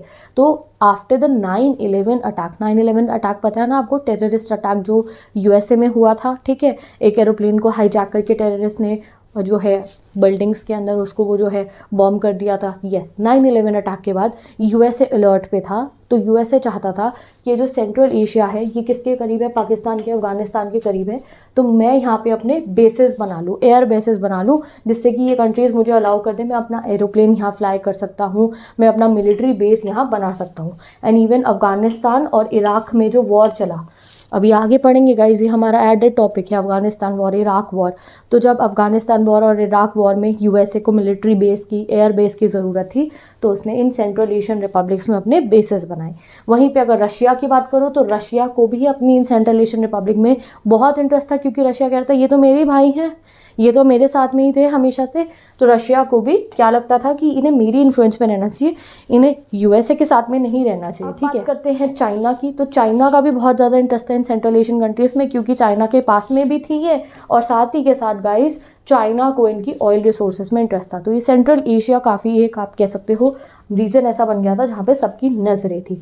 और भी बहुत कॉन्फ्लिक्ट चल रहे थे यहाँ पे। अभी तक तो हम सेंट्रल एशिया पढ़े, यूरोपियन पार्ट देखते हैं। यहाँ पे पार्ट में क्या हुआ, चेकोस्लोवाकिया नाम की कंट्री थी, ये पीसफुली क्या हो जाती है, अलग हो जाती है चेक में और स्लोवाक्स में। अभी हाँ, आप मैप अगर देखोगे अपना वर्ल्ड का, तो उस पर चेक और स्लोवाक्स दो अलग अलग कंट्रीज हैं। ओके, अब लास्ट देख रहे हैं हमें यूगोस्लाविया का कॉन्फ्लिक्ट। तो ये आप 1 मार्कर्स के लिए याद कर सकते हो। तो देखो भैया, यूगोस्लाविया जो है अभी आपको मैप पे नहीं दिखेगा। यूगोस्लाविया से बहुत सारी कंट्रीज बनी और ईजिली नहीं बनी, बहुत सारे सिविल वॉर, एथनिक कॉन्फ्लिक्ट्स के बाद बनी। यूगोस्लाविया से कौन कौन सी कंट्रीज बनी, हमारी क्रोएशिया, स्लोवेनिया, बोस्निया हेर्जेगोविना, ठीक है। अभी के मैप पे आप इन सब कंट्रीज को देख सकते हो। ये पहले यूगोस्लाविया के पार्ट थी, 1991 के बाद ये सब कंट्रीज़ अलग अलग बन जाती हैं, ठीक है। अब ये कंट्रीज़ का बनना आसान नहीं था, आपस में ये जितनी भी कंट्रीज़ के जितने लोग थे इनके बहुत कॉन्फ्लिक्ट्स हुए। इवन इतना ज़्यादा कॉन्फ्लिक्ट हो गया था कि नेटो को यूगोस्लाविया में बॉम्बिंग भी करनी पड़ी थी। तो वॉट एवर हैपेंड, अभी इतना हमें डिटेल में नहीं पढ़ते हैं।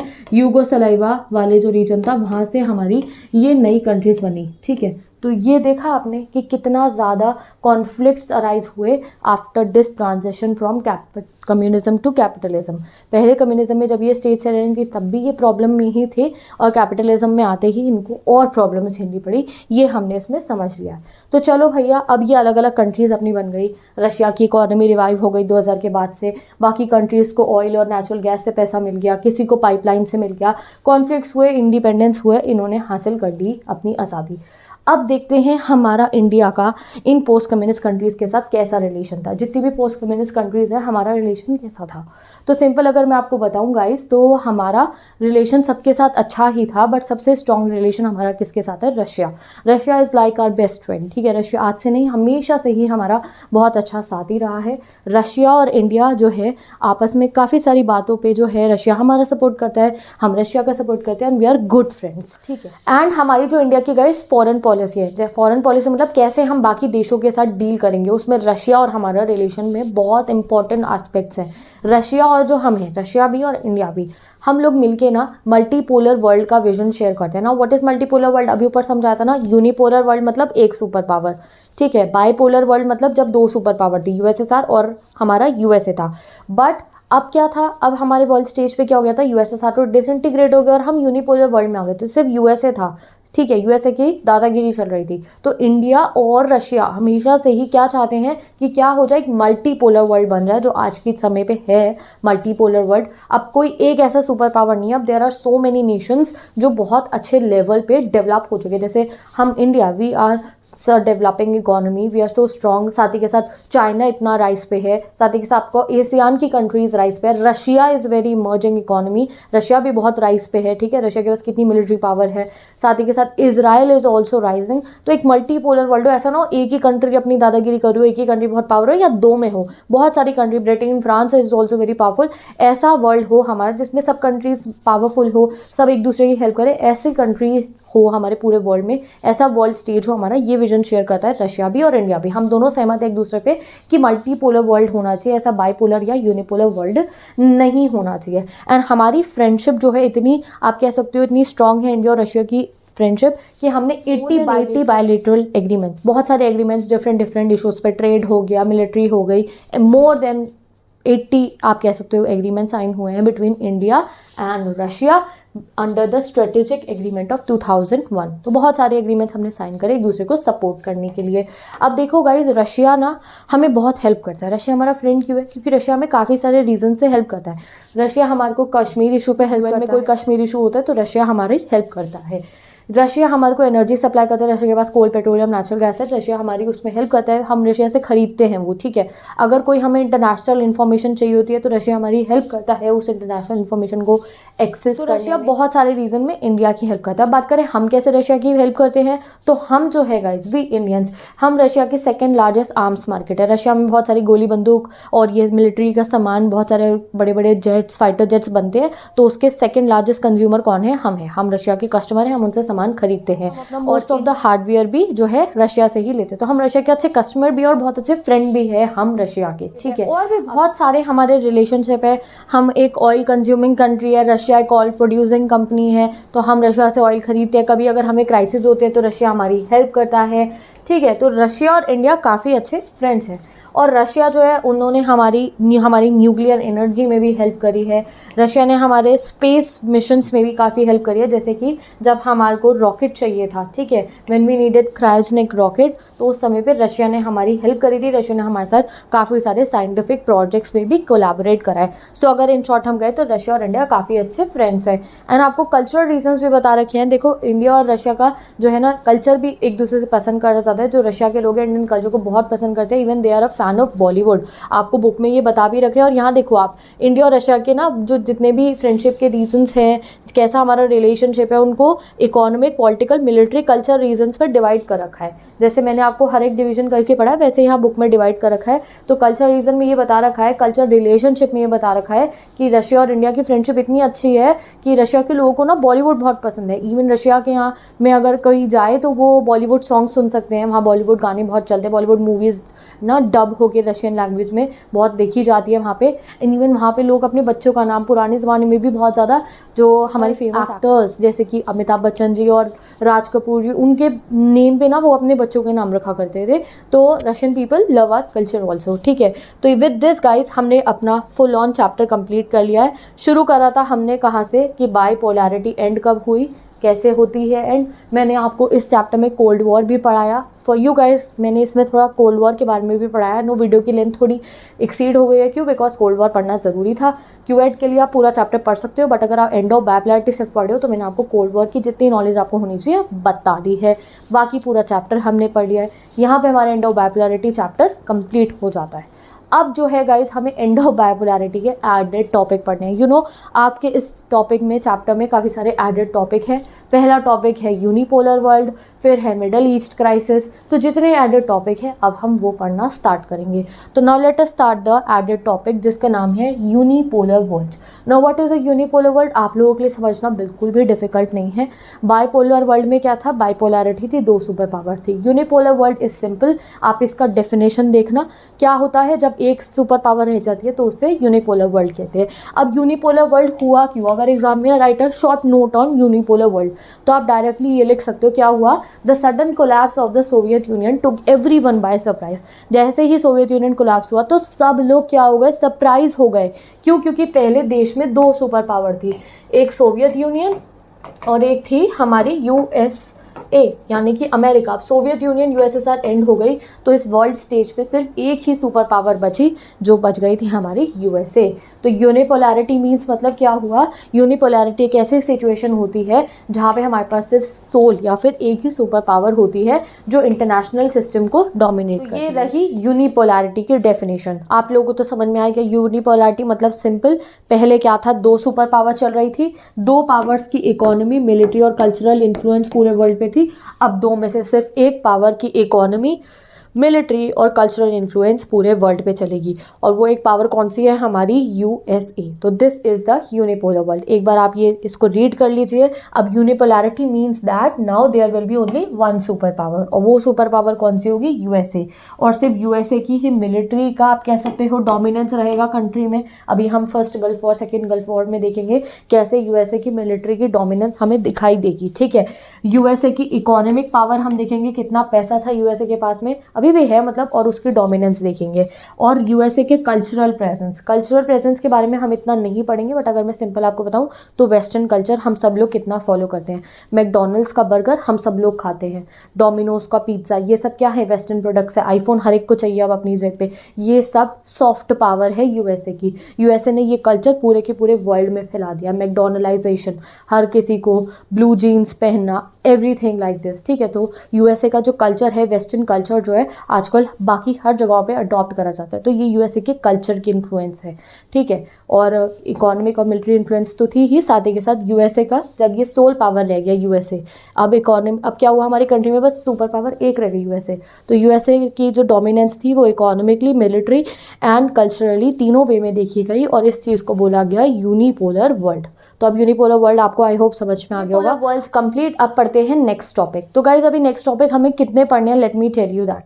अभी सबसे पहले हमें यूनिपोलर वर्ल्ड कंप्लीट, अभी हमें मिडल ईस्ट क्राइसिस पढ़ना है, ठीक है। गल्फ वॉर पढ़ेंगे हम, गल्फ वॉर के बाद एडेड टॉपिक है हमारा अफगानिस्तान वॉर पढ़ेंगे हम, ठीक है। ये रहा अफगानिस्तान वॉर, देखो हमारे पास स्लाइड्स क्रिएटेड है, ये रहा अफगानिस्तान वॉर। अफगानिस्तान वॉर के बाद हमें पढ़ना है कौन सा टॉपिक, CIS वाला, commonwealth of independent state. Then we have to study democratic politics and democratization क्या होता है, ये एडेड टॉपिक है। एंड फाइनली हमें पढ़ना है अरब स्प्रिंग के बारे में। So almost 4 to 5 added topic है जो हमें पढ़ने हैं। And now I am thinking that इस वीडियो की लेंथ बहुत एक्सीड हो चुकी है अब, एंड आई वांट कि ये वीडियो में नेक्स्ट पार्ट में कंटिन्यू करूँ, बट आई वांट कि आप सब बच्चे उस नेक्स्ट पार्ट को ज़रूर पढ़ो, समझो, क्योंकि एग्जाम में यहाँ से भी क्वेश्चन आएंगे। तो नेक्स्ट पार्ट का लिंक मिलेगा आपको डिस्क्रिप्शन बॉक्स में। यूनिपोलर वर्ल्ड तक हमने यहाँ कंप्लीट कर लिया है। अब middle east crisis, Afghanistan war और अरब स्प्रिंग और CIS और डेमोक्रेटाइजेशन एंड डेमोक्रेटिक पॉलिटिक्स, सब आपको इसी तरीके से, ये स्लाइड्स पूरी क्रिएटेड है, वो सब आपको मिलेगा नेक्स्ट वीडियो में, नेक्स्ट पार्ट में, जिसका लिंक डिस्क्रिप्शन बॉक्स में गिवन है। After this video go and watch that video, और कोई क्वेरीज हो तो डेफिनेटली आप मुझसे पूछ सकते हो, ठीक है। नोट्स चाहिए, इंपॉर्टेंट क्वेश्चन चाहिए सबके लिए, you can go and check out my channel पे मैं अब हर एक चैप्टर के इंपॉर्टेंट क्वेश्चन भी अपलोड करती हूँ, NCERT क्वेश्चन भी अपलोड करती हूँ, रेगुलर टेस्ट भी कंडक्ट करती रहती हूँ। तो all my humanities family, you can go and study. Notes चाहिए तो इस चैप्टर का पिन कॉमेंट चेक करो, पिन कॉमेंट में तुम्हें इस चैप्टर के नोट्स मिल जाएंगे, शॉर्ट नोट्स। इंस्टाग्राम चलाते हो तो इन नोट्स को एक्सेस भी कर सकते हो, इनकी फोटोज क्लिक कर सकते हो और एक्स्ट्रा क्वेश्चन दे सकते हो। और सिर्फ पॉलिटिकल साइंस ही नहीं, so all my humanities family, you can study history, geography, sociology, psychology, Indian economics, macro economics also on my channel. तो सारे के सारे ह्यूमैनिटीज़ के सब्जेक्ट हम यहाँ कवर करते हैं इस चैनल पे, और साथ ही के साथ इंग्लिश भी और फिजिकल एजुकेशन भी। तो with this I am ending this video.